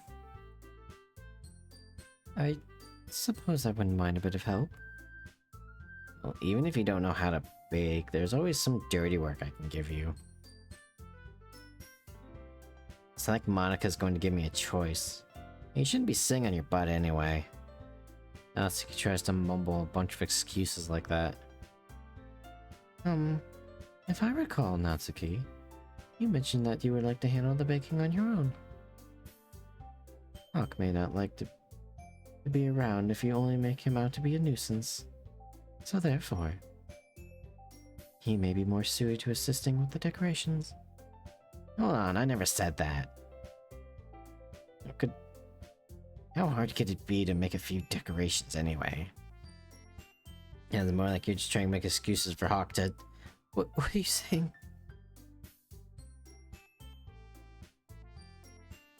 See, now I'm trying to figure out who's the bigger freak. Is it Yuri? Because she definitely has like some perverted inclinations here and there. Or is it Natsuki, who reads all the manga and is like making poems about like licking toes and salty spray and shit? You have extremely meticulous work. And baking isn't? Natsuki did nothing about licking toes. Yeah, it was the poem about the beach, right? About, you know, the salty spray and the looking at your ankles.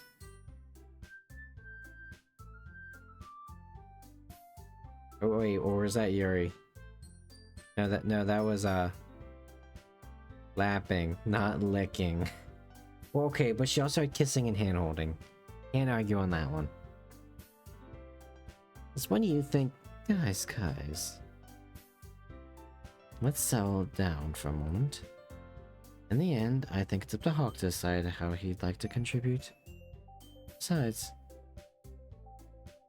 Okay, but that's wholesome. This fucking degenerate out here saying hand-holding is wholesome. I also have a meme for this. Give me 1 second. No, the question is, where did I put it?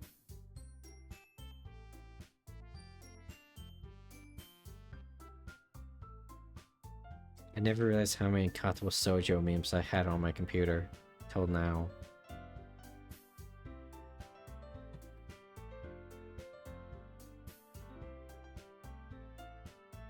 Okay, it's probably in this one. Give me 1 second.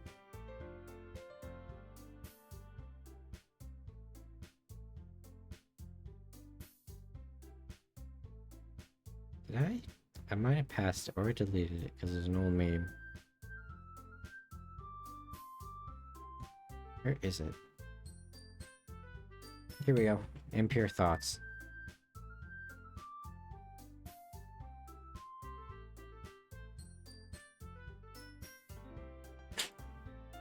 When I'm with him, I have impure thoughts. I really want to cuddle and hold hands and stuff.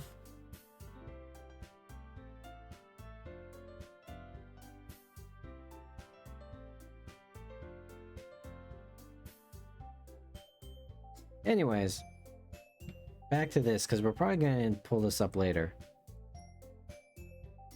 Let's put it back on, like, Monica's forehead or something.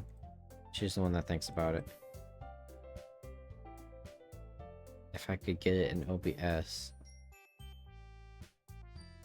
There you go. I'll put it like right there. For now. He hasn't really gotten a chance to spend any time with me yet, you know. So I'm sure he's interested in... You literally just said. I'm surprised as well. Sorry. Just saying though. Jeez. Can we just sell this already? Yeah. Hawk, are you okay with this, right? In the end, it's up to you. Of course. Very well. In that case, everyone looks straight at me.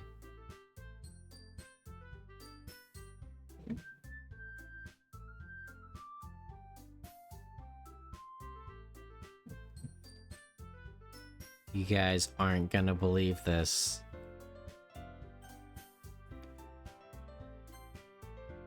Well, I'm probably more useful helping Yuri. Me? Are you serious? Why would you... Natsuki.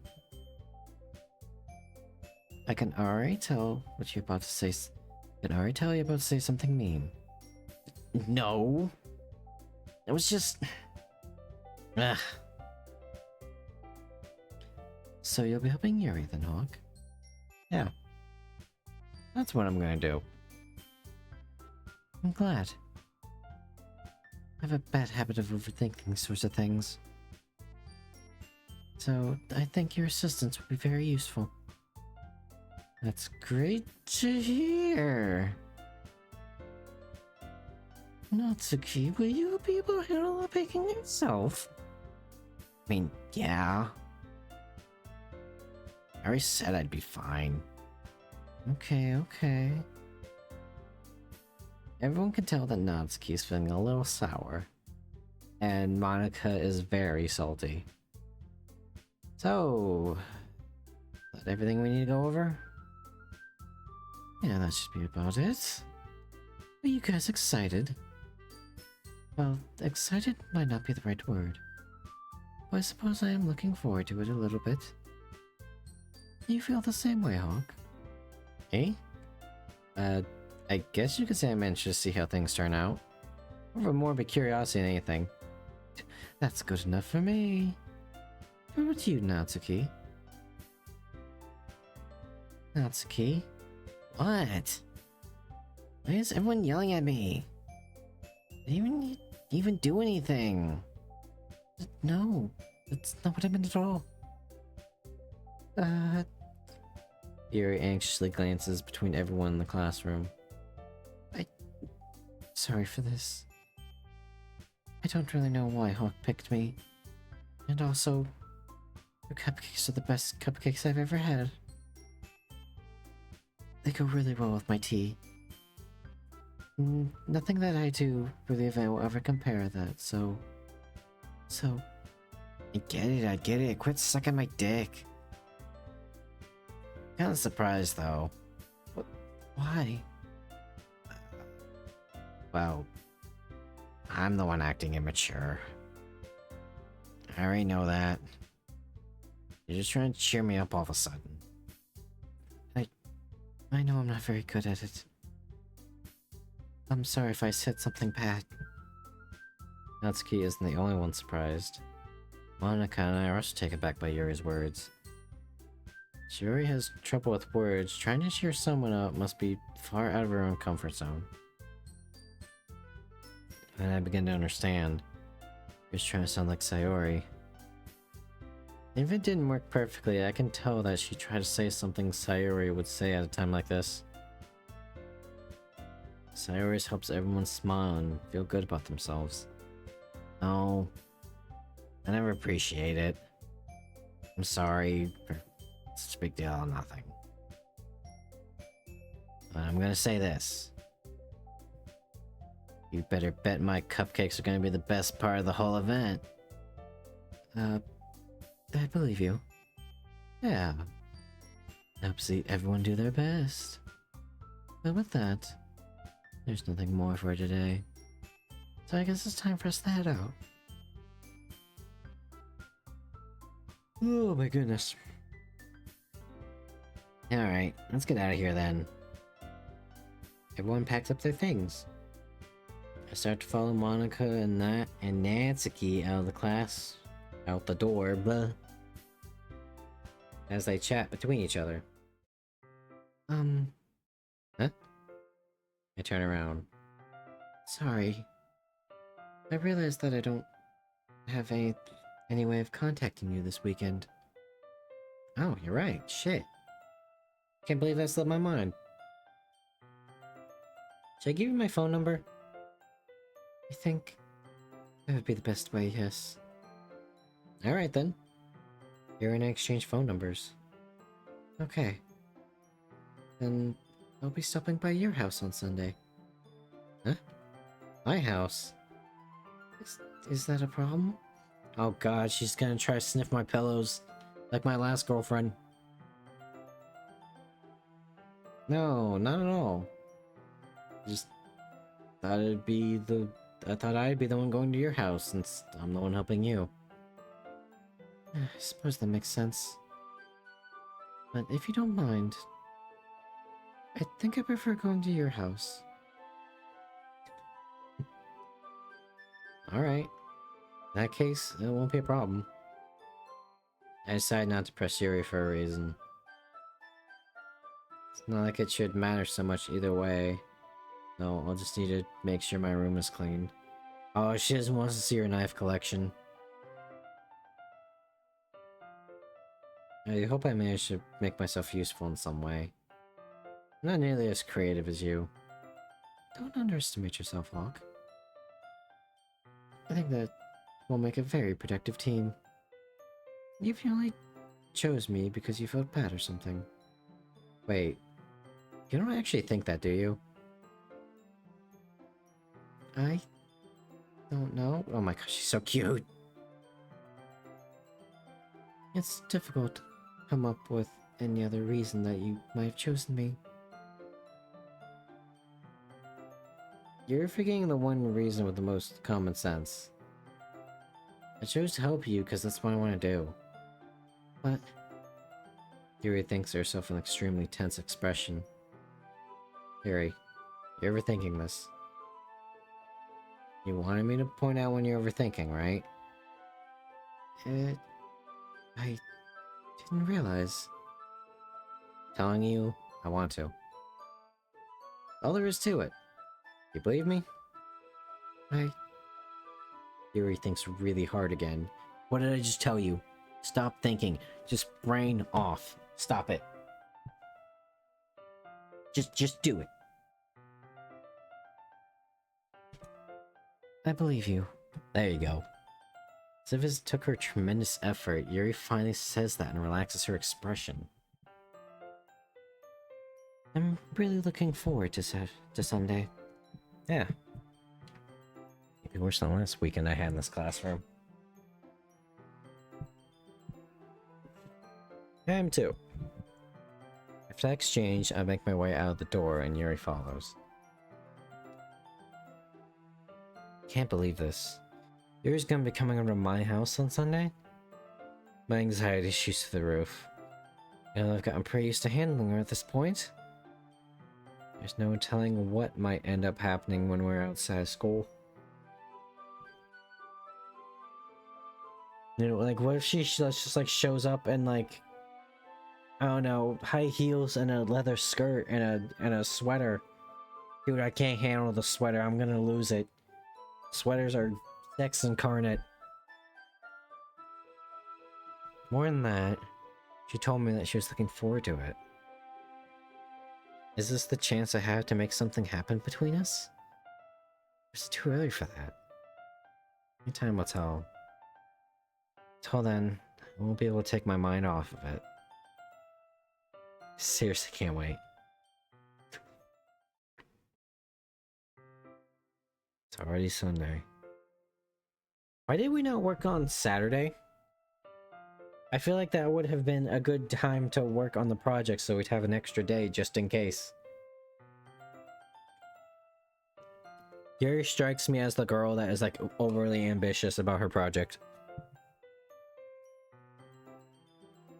I'm getting increasingly anxious about Yuri's upcoming visit. I keep telling myself there's no reason to be nervous, but it doesn't help much. Yuri's clearly an introvert and also an intimate person in general. There's no doubt she'll open up a little bit when it's just the two of us. Meanwhile, we've even been texting occasionally. She's extremely apprehensive at first, but it wasn't long before I was already learning more about her. Putting Yuri aside, I haven't heard anything from I haven't heard a thing from Sayori since she left club earlier the other day. It's not like we text each other all the time or anything. But I've been worried about her in the back of my mind. What Sayori said and what Monica said. Yeah, you know, guys, what Monica said.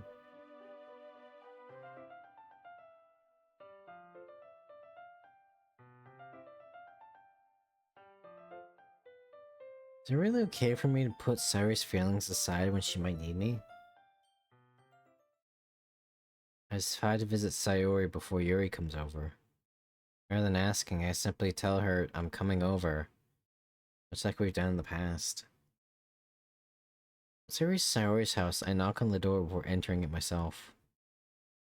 Again, we used to play so often that we made a habit of simply entering each other's homes like we were family. Cause you know, she's like a sister to me. The house is quiet.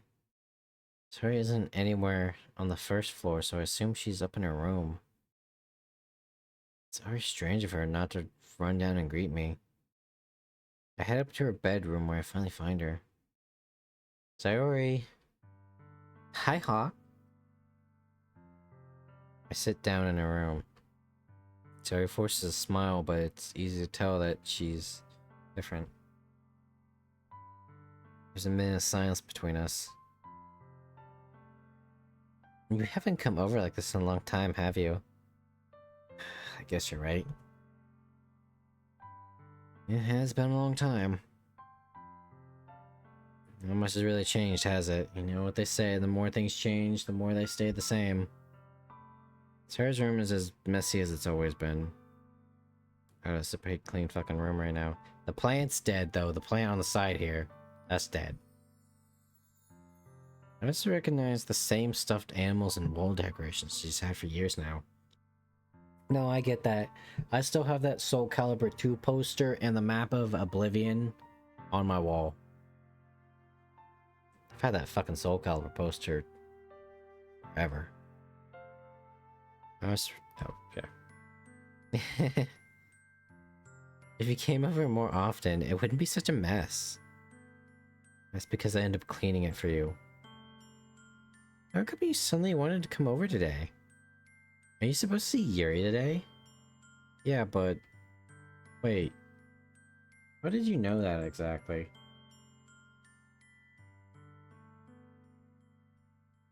Sorry, I had already left by the time we decided the last meeting. Monica told me. It's only natural for her to keep me informed about festival preparations, right? Ah, that's true. But what about you? Are you gonna be helping Monica today? Of course. But I'm just helping her online. We didn't plan to meet up or anything. Ah, so it's just me and Yuri then. Yep. There's more silence between us. Sayori stares off in a random direction. Everything about her behavior is really uncharacteristic. I finally get to the point. Just want to see how you're doing. After you left on Friday, and something's wrong, you can't hide it from me. I know you too well. I'm moving my mouse back. There we go. So, Sayori smiles, shaking her head. That's no good, Hawk. Huh? Why can't it just be like it's always been? This is all my fault. If I didn't get so weak and accidentally express my feelings, if I didn't make that stupid mistake, or I fucking cracked my skull against the fucking shelf. Yeah, remember that? And you called me a fucking Cyclops? then you wouldn't have been so worried about me after all. At all. You wouldn't have come here. You wouldn't have found out that I like eating crayons, and then you would have been really concerned and told me to stop eating them. You know they make edible ones now, right? You know, for the military? Okay, Vulcan's my friend, I can say that. You wouldn't have even been thinking about me at all, me right now. But this is my punishment, isn't it? I'm being punished for being so selfish. I think that's why the world decided to have you come over today. It just wants to torture me. Wow, you are, gonna need the fucking straitjacket. It just takes one bad day, Hawk. Did you know that? It just takes one bad day. Did you know that we live in a society? Sayori, snap out of it. Do you want to know how I got these scars? You see, Yuri is a drinker. I grabbed Sayori by the shoulders. And I gently... Hawk whispered gently, "What on earth are you talking about?" Are you listening to yourself right now? I know something happened to you. There's no other explanation for you to be like this. So tell me already. Who do I have to beat up? Alright. Until I know, I won't be able to stop thinking about it. Yuri gives me an empty smile. There's Sayori. You know, that was the bit last stream, but I actually wasn't thinking I'd actually just say Yuri.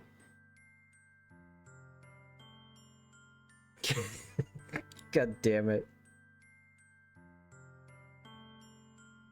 Oh boy, am I gonna be hot water for that one. You really put me in a trap, Hawk. Not surprised. But you're wrong. Nothing happened to me. I've always been like this. Just seeing it for the first time. Seeing what? What are you talking about, Sayori?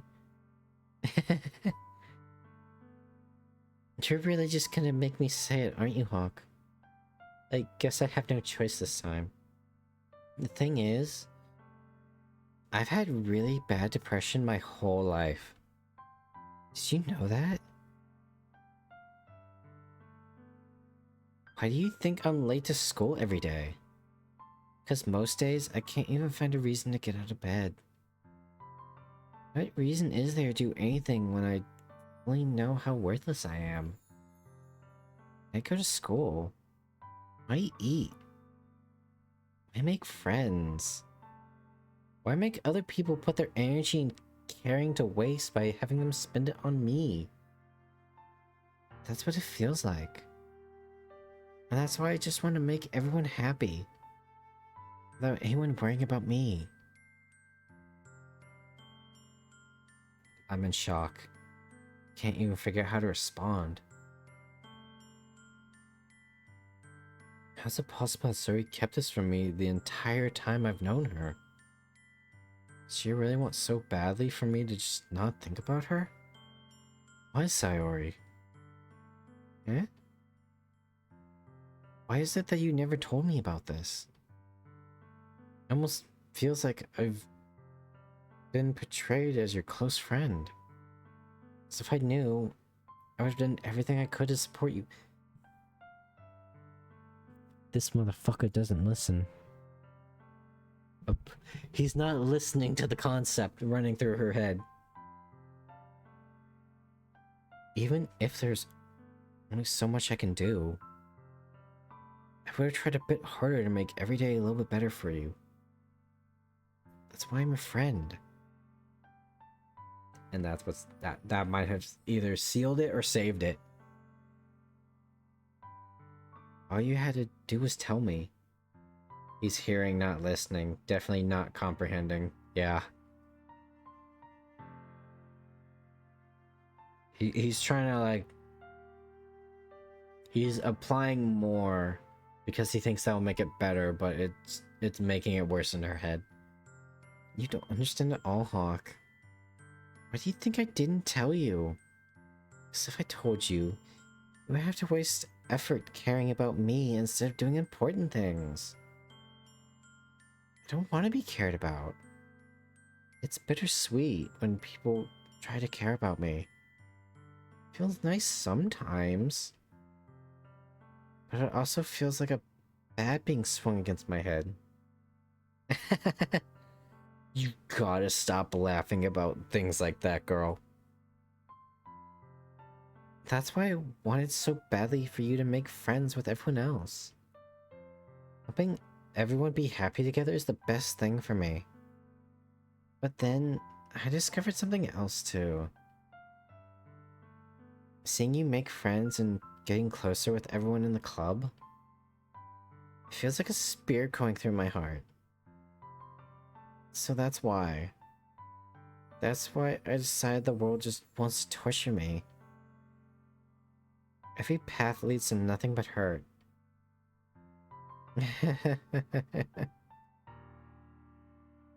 You're right that I don't understand. No, you clearly do not fucking understand.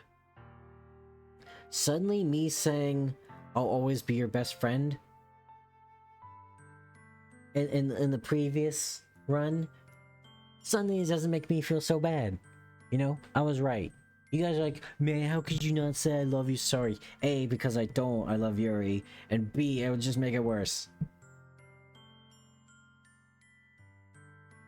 But I don't need to understand. Yes, you do. Whatever it takes for me to help you stop hurting, that's what I'll do. No, Hawk. There's nothing. Nothing at all. Nothing at all. Nothing at all. Nothing at all. The only thing that could have helped is if everything could be like it was. Always was. But I was selfish. Same as it ever was. Same as it ever was. And the days go by. I finally showed you what a horrible person I am. Tears streaked down Sayori's face. I made you join the literature club because I was selfish. And I was punished by my heart hurting in a way that I couldn't understand. And now you came here and I made you hurt too. I'm just weak and selfish. That's all I am. And that's why I'm going to accept these punishments. Because I deserve every last one. Without thinking, I once again grabbed Sayori's shoulders. Quit fucking shaking her, my guy. This time, I pull her into a tight embrace. Hawk. Sayori. I don't care if you feel selfish. I'm really happy that you convinced me to join the club. Seeing you every day makes it worthwhile enough. Make friends with everyone else, and that's just a bonus. Please never underestimate how much I care about you. Wouldn't have it any other way. Hawk. Sayori isn't hugging me back. Despite my arms being wrapped around her, Sayori's arms remain at her side. This part is actually not bad.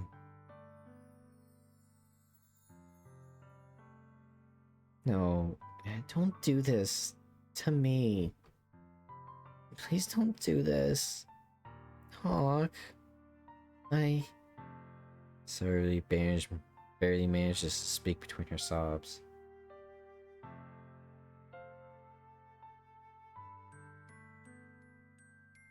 I don't know if what I'm doing is the right thing. But all I want is for her to know that I care. Most fit he is missing the mark. But here, where he lets her know that she's not a burden, everything she does is worthwhile and helpful. This is true.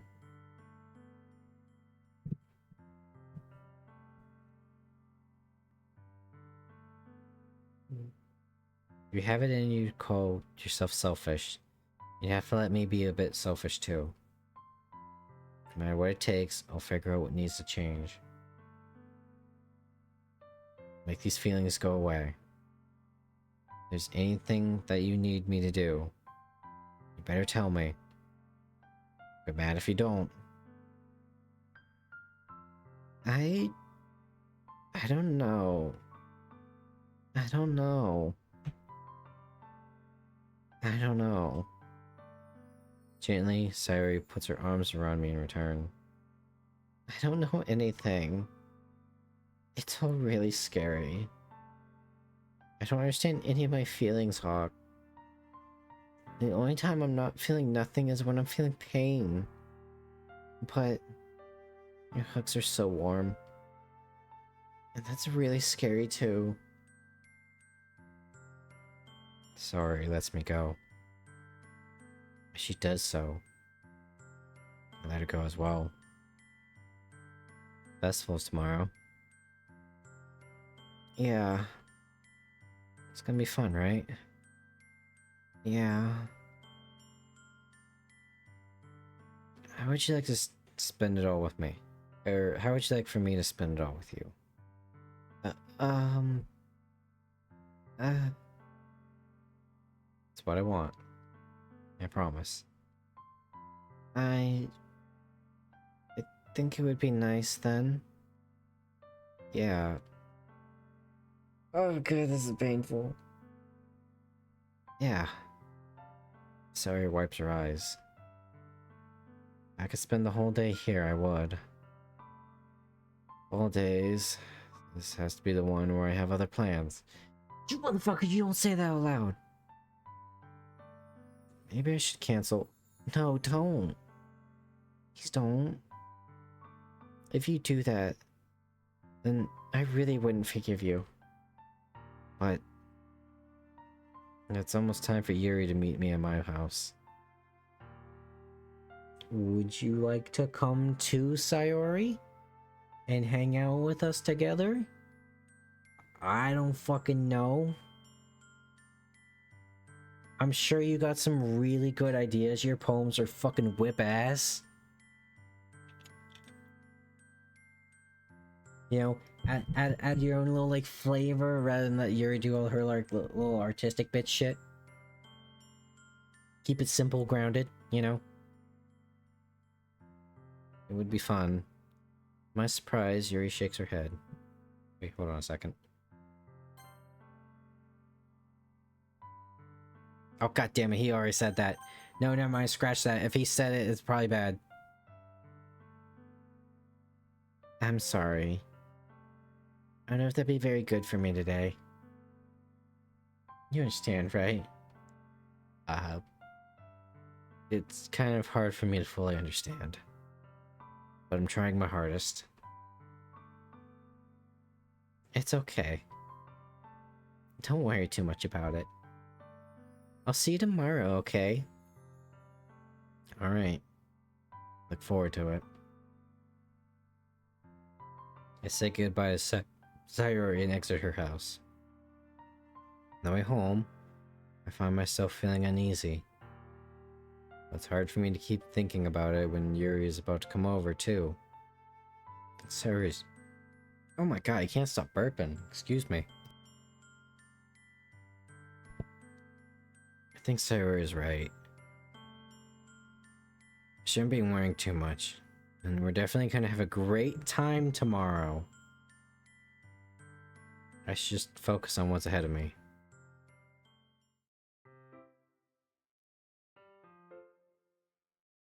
As I approach my house, I see something that makes me feel a moment of panic.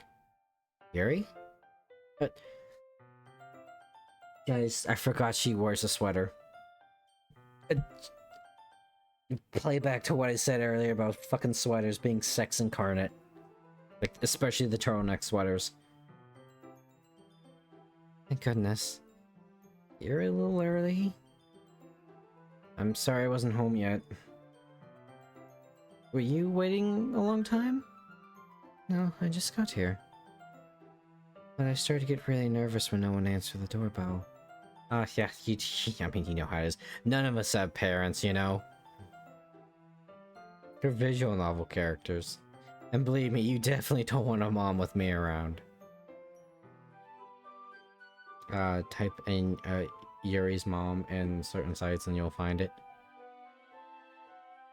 You always could have texted me. If I had known, I would have reassured you and hurried more on my way home. I suppose that's true. I didn't think of that for some reason. Should be common sense to that, but I decided to ignore it. Oh, come on. Come on, Pro Tycoon. Don't be a dick. She's got no friends. Anyway, let's go inside. So you brought a lot of stuff with you. That's right. And did you manage to find everything I asked you to buy as well? Yeah, pretty much. At least, I hope I got everything right. I'm sure it'll be fine. I take Kira to my room. First thing she does is glance around curiously, which makes me feel anxious. It's so clean. Yeah! I cleaned it before you came over, so... It's very considerate of you to do. No, I would have been really embarrassed for my room to be a mess while you were here. Well, I do enjoy cleaning. Wife material, guys. I would have gladly helped you clean. Ah. That would be even more embarrassing. But I also get Pro Tycoon in this one instance here. Wait, don't look in there. I snatched Yuri's wrist, which was in the process of opening a desk drawer of mine. I'm sorry. I wasn't thinking for some reason. I was just spacing out. Man, Pro Tycoon, your game is weak if your porn drawer could just be opened and it's just there. Why don't you pull like some light Yagami shit where you like have like a minor like fire like pyrotechnic device that burns your fucking book if someone tries to open it, and then you have a secret latch on top of your secret latch so that the top secret latch is actually a decoy. You know, you gotta like put the pin in the bottom so like the ink doesn't cause the circuits to connect and explode. You got a fucking weak game, Pro Tycoon. Might have been in the trash. You just shoved it all in a drawer. It's fine, it's fine. I let go of Yuri's wrist. She pushed both her hands firmly in her lap, as if to make sure she keeps track of them. So, should we get started? Yes. I have a few things planned that you could help with. Decorations and other atmospheric enhancements. Atmospheric enhancements? You know. Mood lighting and aromatherapy candles. Oh wow. I didn't know you planned on taking it that far. Of course. I would help make our guest to a... Oh, I would help take our guests to a faraway place. Although many will stop just out of curiosity. And for cupcakes, I guess. I'm determined to provide an experience that will leave them wanting more. That's great. It's easy to forget that you're a pretty intense person. Intense? I guess that's the best way to put it.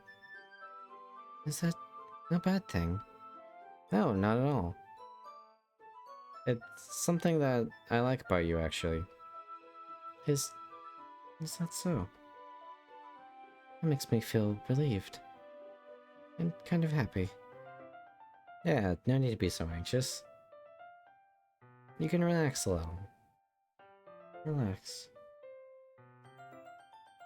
I brought some things for relaxation. I was going to use them during the poetry event. Oh yeah, like what? Let's see. Carry her arms just through her bag. She pulls out a few candles and a wooden cylinder-shaped object. I did some shopping on the way here, so I happen to have these in my bag. I plan to cover the windows in black paper and use the candles to light the room. Do they not have blinds? I think it would be amazing, don't you? Yeah, that would be really neat. What's this wooden thing, though? Oh, this? It's a diffuser for essential oils. How familiar with aromatherapy? Not familiar at all. Yes, that's so. That's one of my favorite contributors to a positive atmosphere. Depending on the oils or herbs you choose, it may change the mood of the air itself. I just open it up. Yuri, this one's an aphrodisiac. Oh, funny, how'd that get in there? Mm-hmm. You can feel it permeate through your body. Relaxation, positive energy, romance, reflection. It's almost like magic. Yuri takes the cylinder and pushes the switch on the bottom. In just a moment, a thin ray of vapor begins to spout from a small hole in the top. No innuendos there. Nope, none.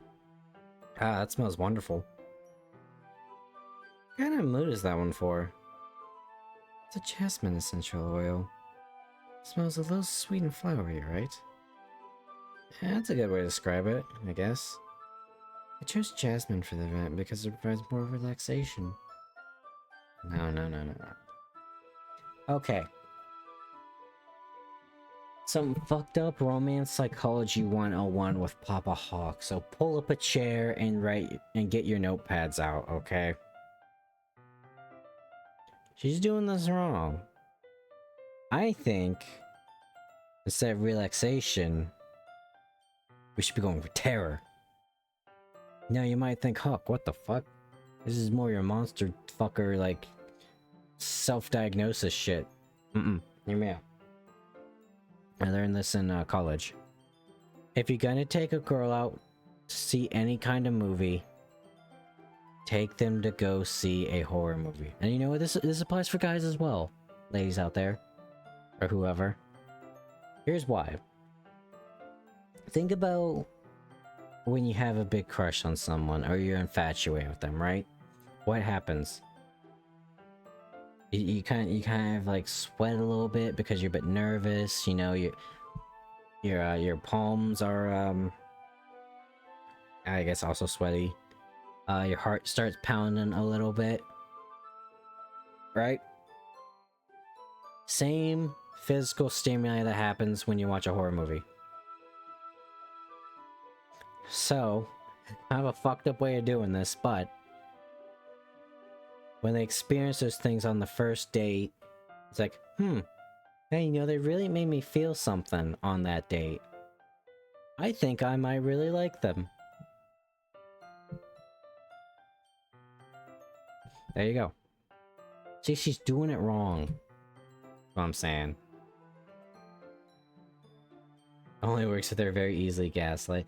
Look, I'm not saying it's very impactful. I'm just saying. Now, the real thing that gets them going is giving them the idea that they know that you like them. I believe this happened to one of my college professors, actually, where he had two mutual friends, and the woman heard a rumor that, let's just call him Guy liked her. This wasn't true whatsoever. I mean, like, there was like nothing there. They were just like mutual. They were like friends of the same friend. But guess what? Because the idea was planted in her head, she began thinking, oh, you know, maybe he's not so bad if he's interested in me. So then they made a move, and then wait, I don't know if they made a move, but then word got out that she liked him, and then they got together. Guess what? They've been married for years now. So it turns out playing the wingman works better than you think. Which, by the way, Lex, you're fucking welcome for Janetta. Now you help me with Marina. You're a necromancer, she's a necromancer, you're an elf, she's an elf. Hook a brother up. Will do. Anyway, sorry, Yuri, it's disassociating again. You feel warmer and your heart pounds more. I'm sorry, Yuri, I jumped the gun. I wasn't thinking. I should have let you finish. You're on the same wavelength. Wavelength. Don't you think it'll be perfect for sharing our poems? It does sound suitable. But you seem to know a lot about this, so I'll trust your opinion with everything. Yuri smiles gently, clearly enjoying herself. She again reaches into her bag and pulls out several spools of thin ribbon. What are those for? Well... Did you purchase the origami paper I asked you? Yeah, I have it. Only problem. Guys, I'm gonna be real with you. My school tried to make me do like origami and shit a few times. I never got any of it. I've failed horribly. Every time. Motherfuckers, I can't make a paper airplane. That's how bad I am at folding paper. Which is really weird because I fold a lot of paper at my job.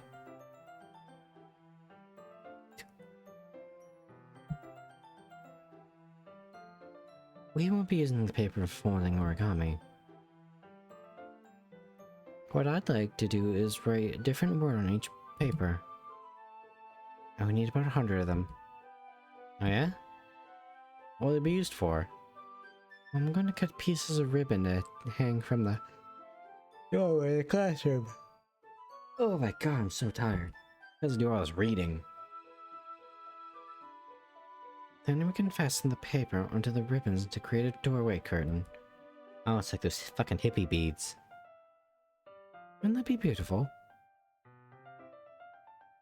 It would also catch the eye of those passing by the door. May attract a peek inside.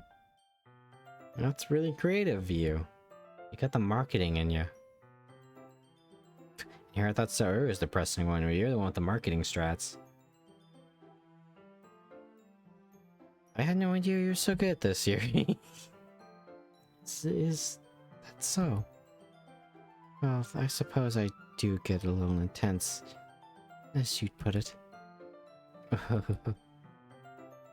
Yuri giggles with red cheeks.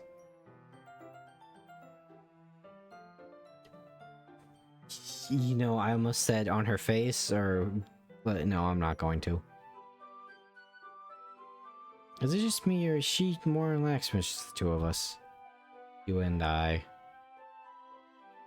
Or maybe it's the excitement she feels from sharing something about, or something that she enjoys. Bruh. Look, it was the low-hanging fruit. You can't even blush there?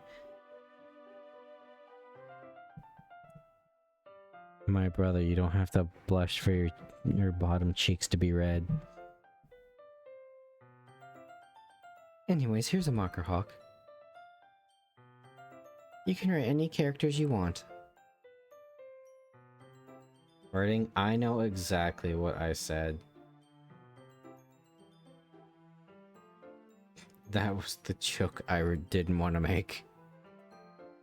My brain was trying to process it and it was too late for me to say it. But I'll just leave that out there in the ether for it to form in your own heads. I'll help you once I finish cutting the ribbons. What the fuck have you been doing while talking about paper? I got one of those like Japanese like fans that tsunderes typically beat people with. And we just been dicking around like it's been Baldur's Gate 3. I was referring to the low-hanging fruit.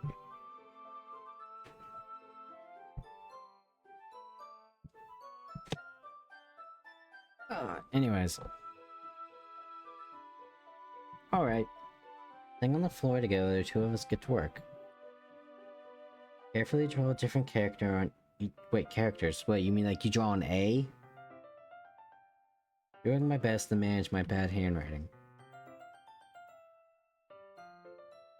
He reveals a long strand of red ribbon of her desired length. Then she reaches under her bag once more and pulls out a pocket knife. That's not a knife.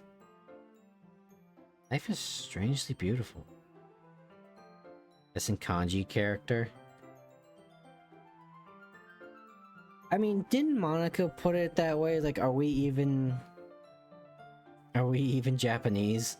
Like, I mean, yeah, I mean, obviously their names are like Yuri and Natsuki, but I mean, I guess Monica is also, but at the same time not, we learned. I think it's just vague visual novel place. Silver handle has an intricate pattern of waves etched into it. Does it feel like a Japanese visual novel? Yeah, but that doesn't mean it is. And I think that's what Monica was getting at. The play itself is gently tinted blue. Yeah, even though it's developed in English. I wonder what Doki Doki's like over in Japan if it got ported over. It's pretty popular. Like I almost said every VTuber. Every YouTuber like played this game. It was that, Honey Pop, and Undertale.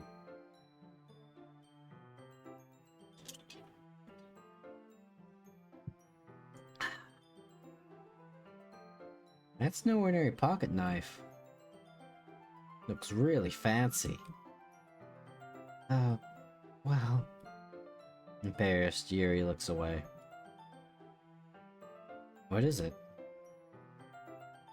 You're going to think it's weird. Yuri, whatever it is, I have no reason to judge. You cannot comprehend the shit that has spewed out of my mouth. To each their own, you know? You know, we can sit down together, we can cuddle on the couch, we can watch like the home like shopping network for knives. And then we can laugh how every single one of those things is shitty Damascus steel. If you promise you won't be weirded out. Yeah, I promise. Alright. Thing is, I'm kind of into knives. They're just... so pretty. I can't help it. I don't know what it is. Combination of craftsmanship and feeling of danger, maybe. Oh, what am I saying? I also like to live dangerously. Please don't think I'm weird for this. You're laughing at me? No, I'm not laughing at you. It's just funny how nervous she got about sharing. Well, it's an interesting thing to be into, I guess. But I think it kind of suits you. Suits me? Yeah, it's kind of intense. Besides, it's a really cool looking knife, I can't deny that. It is, isn't it? Yuri relaxes her expression once again. Would you like to hold it? Sure, I'll check it out.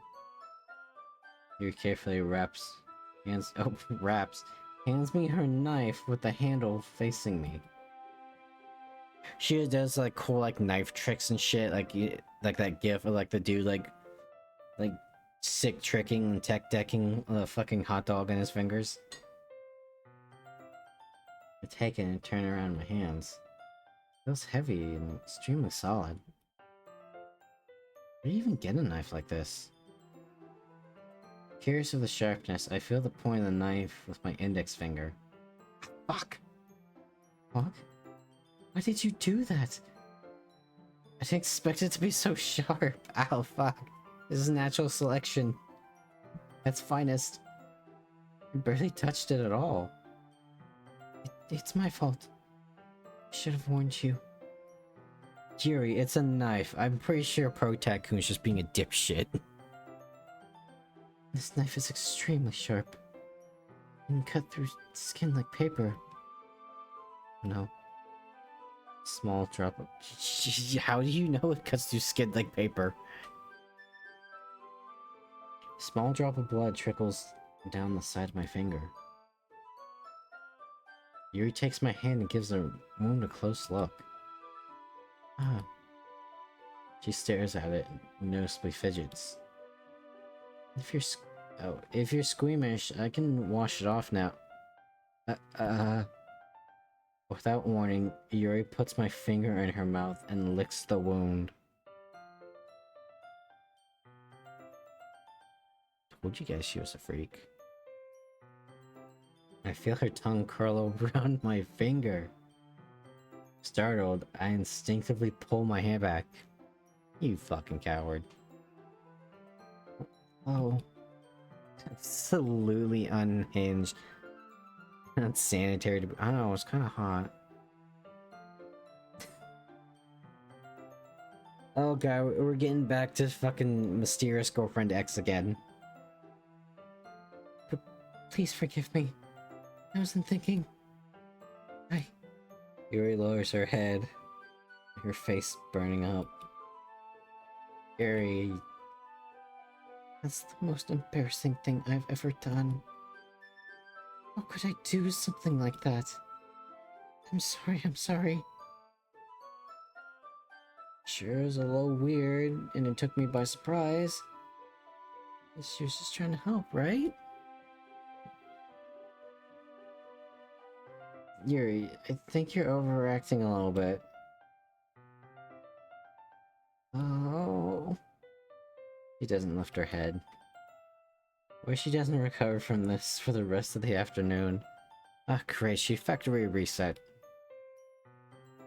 Alright, you know what? She thinks she's a dog? Well, I mean, no, it makes sense, right? It's like you cut yourself, you kind of just, you know, you like lick the wound. But you know, it's just on a different person this time. Might be a stupid thing to do, but I do anyways. Take Yuri's hand and lick her index finger in return. Damn. Fuck. Did you really just do that? Now we're even. Yuri just looks at me like I did something wrong. Oh, I knew that would be a bad idea. It's like he said, now they're even. Now she doesn't have to be embarrassed because she did instinctively, he purposefully did it. It's breaking the ice. You gotta match their weirdness. If not for the sweet aroma of jasmine oil, the air would be extremely heavy right now. You're so weird, Hawk. Yuri giggles shyly. Eh? Yuri calling me weird? I have no response to that. Where do you keep your bandages? I don't think I need one actually. It was just a tiny cut. Oh, because I already stopped bleeding. Flexes and it starts bleeding again. God damn it. I see. That's relieving. The tension is quickly lifted. We each resume our respective activities. Watch Yuri's knife cut through the ribbon like it was nothing but air. Meanwhile, I continue to make progress on the paper. After we finish attaching the paper to the ribbons, we lay them all out side by side. Looks better than expected and will be very effective as a door curtain. Looks great.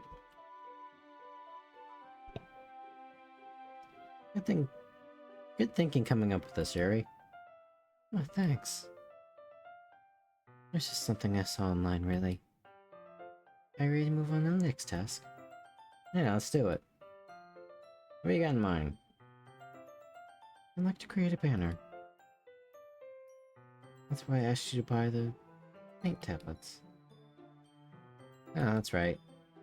One of the items Yuri asked me to buy was a kit of watercolor paint tablets. We'll need about 6 cups of water to put each of the tablets in. Do you mind fetching those for us? Of course not. 6 cups of water. I'll be right back in a minute. Thank you very much. Oh, and just a little bit of water is okay. If you fill the cup up too much, it will be too diluted. Taking your advice, I decided to use little plastic bathroom cups rather than full-sized. Well, you better be reusing those motherfucking cups. I'm thinking of the paper cups. You get, like, water coolers. I don't know. I just use my hand for when I'm brushing my teeth in the bathroom and I need water. You know, like a conservative person. I put them on a plate to catch any paint that drips, and then bring it back to my room. Yuri? Yes? I come in and see Yuri quickly unrolling her sleeve, putting it back over her arm. Hi, you're just checking the time, okay. Your face is a little red. Is it too hot in here or something? No, not at all. There's nothing wrong, so... let's fix the paint. Or let's mix the paint. Oh, let me tell you, I'm good at mixing shit. Girl, I work in a pharmacy, you got some amoxicillin? I mix that shit good. I mean, I get a lot of it on my hands, but you know, that's what kind of happens when you have a fucking safety cap on. And you need to shake the shit out of it. Yuri hurriedly dismisses me, takes it upon herself to wrap the tablets, dropping them into the cups. So, I thought we would do something simple. It would look very nice. I'd like to paint a gradient across the banner. Starting with the colors of sunrise, and then daytime, and sunset and nighttime. Once it dries, I'll write an inspirational quote across the banner. You can hang it on the wall behind the podium at the front of the classroom. Ah, neat. What are you gonna write? Well, it'll be more fun to surprise you. Yuri smiled. It's gonna be a prom proposal, guys. This is all just one big elaborate prom proposal. If you say so. After rolling out the banner, Yuri and I kneel on opposite sides so we don't get in each other's way. Yuri uses a brush and adds a few dots of different colors across the banner to serve as the color guide when we paint. It kind of reminds me of elementary school. Hanging on a banner with watercolors was a lot like art class projects we had back then. I probably went in the tangent about like just going and playing sometimes when you're an adult every now and then. Just because it naturally just lightens you up. Though I won't go into it again. It's relaxing. I'm sorry if it feels too childish. No, I didn't mean it like that at all. It's kind of fun, you know? Yeah, it is fun. You know, it's like the MILF coloring book, you know? It's a coloring book, helps you relax, but you know, it's not entirely childish. I'm glad you feel that way too. Yuri stops painting for a moment, thinking to herself. Me? I don't need to go out and do crazy things. This girl gets it. She's a fellow homebody. I'm sorry, women on literally every woman on the dating app I'm currently trying to use and forgetting about. The fuck did I come back to? God damn. She scared the shit out of me. Good. Honestly, with that kind of fucking topic, yeah, good. What the fuck? Well, it's because Yuri's a homebody, and literally every woman I've seen on a dating app is like, I like sports and I love hiking. It's like, I don't. Bitch, I'm on my feet Send 8 them hours. my way. Bitch, I'm on my feet 8 hours a day. I don't want to go fucking walking anywhere. I don't even get a fucking stole, man. I did make a unsettling revelation today. What's that? I've talked about my, type of women, my ideal type, I guess, many a times. Mm-hmm. The type I have noticed that I constantly go to, like just subconsciously is attracted to and actually try to pursue things with. No, it's just the general, like, pseudo, like medium short hair, fucking skinny office lady type. That's just where I've ended up. Brunette, of course, because why any wild hair color or black hair color? Nope, just straight up just brown hair. Brunette's very powerful. And then the brown eyes too. Like I've that's just my default setting, I guess. That's just what I find attractive. Everything else is a fantasy that won't exist or shouldn't exist. You heard it here, bro, folks. Vulcan likes some brown. I can't say anything because I'll come off really racist if I say anything. Be like me, dude. Just have a crippling addiction to dark-skinned anime girls.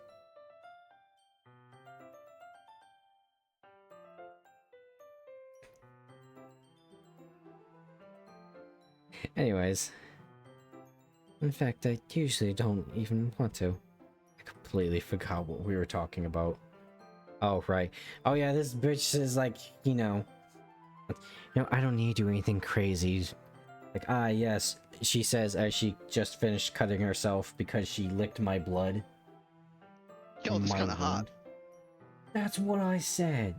Oh, wait a fucking minute. No. Okay, for context of how it happened, okay, was Protag-kun was being a fucking dipshit.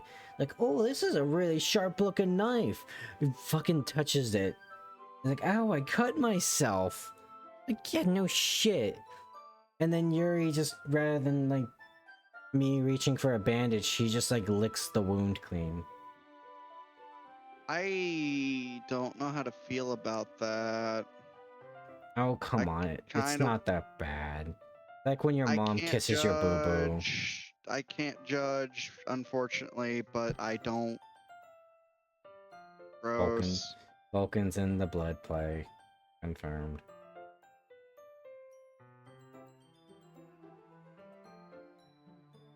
Okay. We're painting a very weird picture of Vulcan's sex life right now. It's almost as weird as mine. What sex life? I'm single. You like them brown and you like blood play. We're gonna make some fucked up stuff. Like, it's like a year from now, everyone's gonna be like, "Yo, that's Vulcan. He's the fucking podcast co-host. I heard he killed a man with just his thumb. I heard he surgically removed one of his hands just so he can put like a chainsaw on it." No, it's gonna be, oh, I heard he's gay as fuck. Like, that's what's gonna come from this. Well, I mean, you're hanging out with a pseudo VTuber right now, my guy. That just kind of comes with the territory. What's your sexuality, streamer man? Whatever you want it to be. Please don't leave. I need viewers. Bully him. Gaslight him into being the next Chris Chan. I will laugh. Oh, I thought you were gonna say for everyone to bully me and be like becoming a femboy VTuber, because that's usually the pipeline. No, that's the pipeline, and it's gonna happen anyway. But yeah, this is how it's gonna start. It's like, guys, I did it as a joke, or I did it as like a milestone reward, and then that's when it starts. I slip on the banana peel, and I'm flying through space, and I'm lost forever. That's what they always say. It's just a joke, guys, and then people keep redeeming it, and then it's just forever. It's just a joke, guys, as he becomes gay as fuck for no reason. Bro, come on, I'm not a femboy VTuber as long as I say no homo afterwards. At the end of every stream. And my power goes out like, oh, well, shit, Hawk didn't say it. He's not gay. Woo! That's what we're waiting for. That's what it's all about. Woo! Yeah, baby! Ooh, my personal parasocial fantasies. are becoming slightly more of a reality. Fuck! That's not good. No, it's not. That statement alone is concerning me now. You know, I can say this. Do you want to know something I've started to realize in my random I've started to grow the fuck up out of nowhere kind of like mindset? Your musings. Not even my musings. It's the kind of life I want, you know? Like everyone's like from a pretty early age got a pretty good idea of the kind of life they want to live, right? Mm-hmm.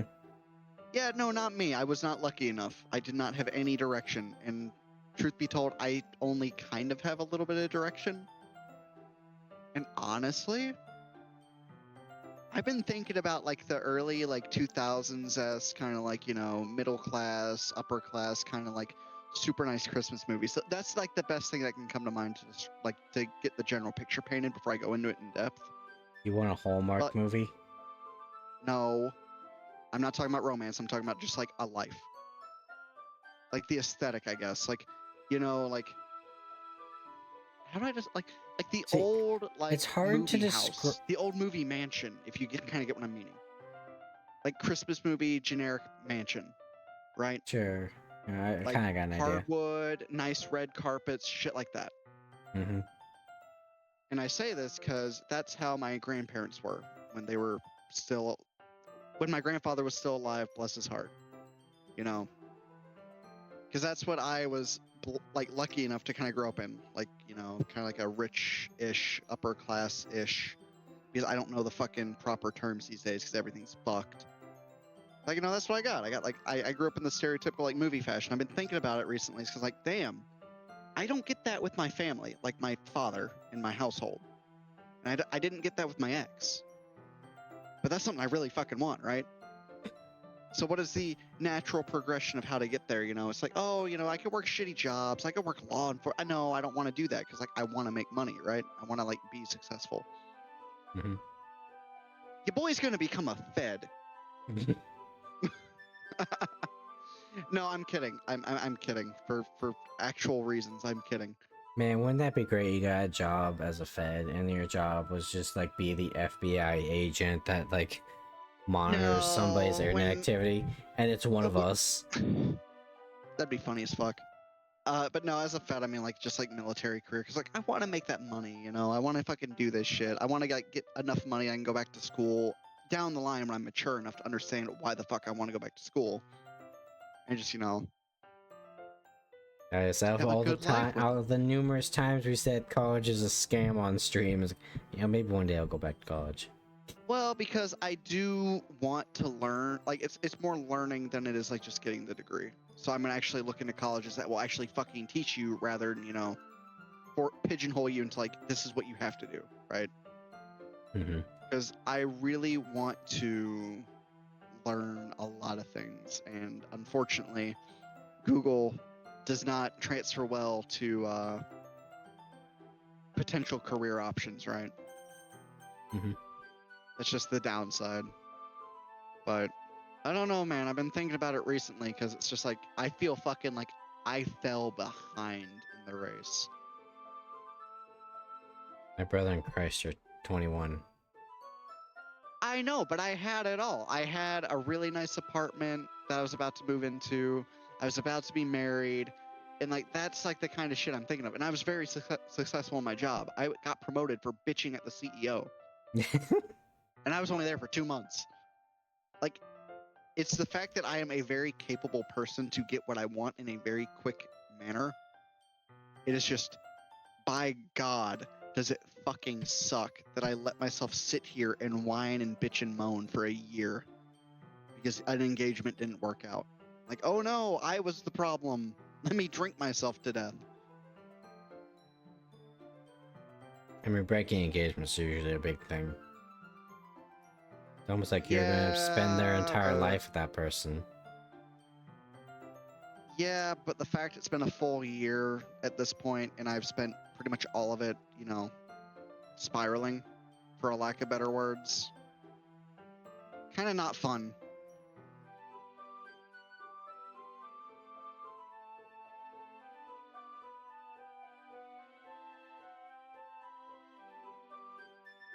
But yeah, I guess it's interesting. I just come back in an immediate podcast section. Oh, that's good, because I was gonna wrap it up soon. Now I got the CG. I was gonna say, it's been like 3 hours. Yeah, I've been trying to power through this.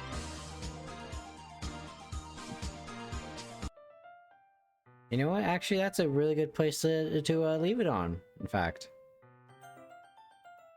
That beautiful picture.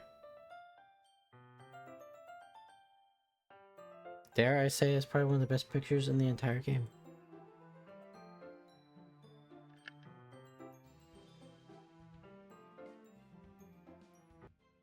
Wait, anyways, chat.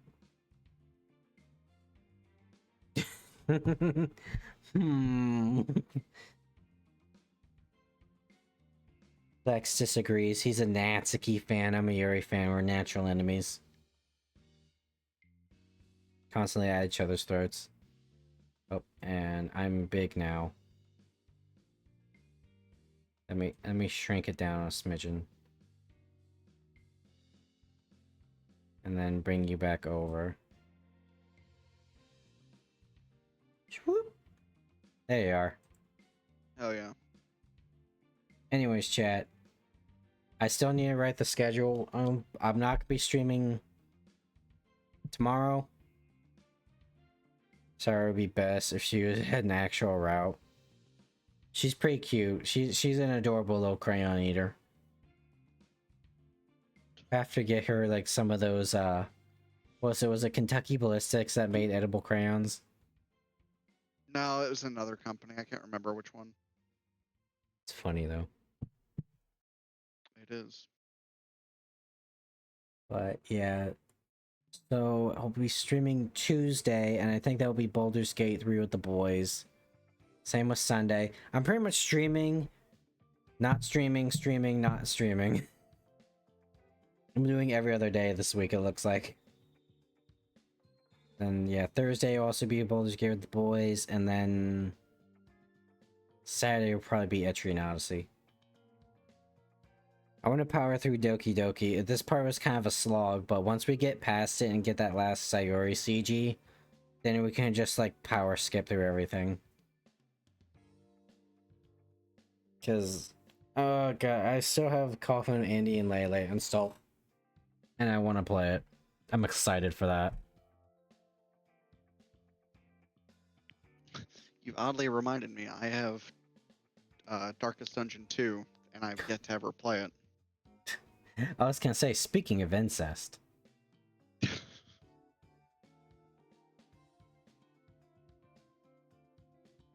If I ever like have the actual fortitude or the non-procrastination, I'll just make like a highlight of me just saying random shit, just like that. That'd be funny. The quote. Out of context quotes video part 1. Only problem is I have to go through all my streams again to do that. I don't know if I want to. But yeah, chat. That's the game plan for this week. Thank you all so much for watching. Greatly appreciated. Vulcan, do you have anything to say other than be gay and do a crime? I don't know. Nothing tonight. Be straight and enforce the law. You know what? Be ambiguous.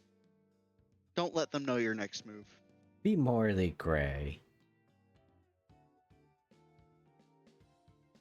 Bully Like, the stupid.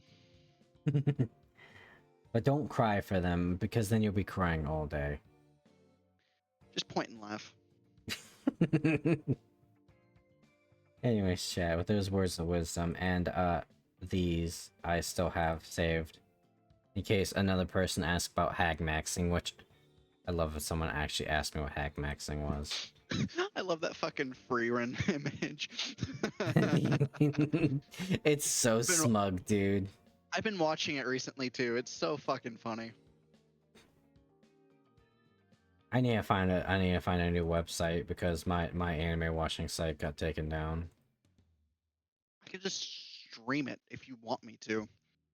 Like I don't care what you watch. I have Hulu, Crunchyroll. I have everything. I have everything. Are you sure you want Do You Love Your Mom and her two-hit multi-attack on your watch list? Probably not.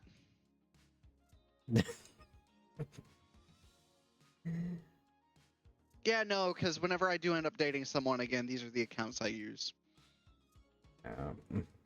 Where did I... Where's my... Oh no, where is it? Oh, wait, no, that's not right. Where's my fucking... Uh-oh. Wait. That's not good. Did I lose my overlays? No, my overlays, my texts. Oh no, they're Gone there. as fuck. He dead. He fucking killed himself. Stream over. Anyways, take care, everybody. I found them. Bye-bye. Godspeed. What I do? Of being the pleasure operator, I'll never die.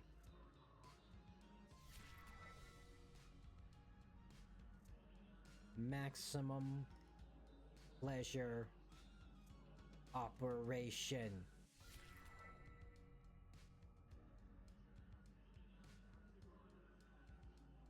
Fuck all these realities. I'm basically an immortal god. And I owe it all to my amazing eldritch girlfriend. Alright.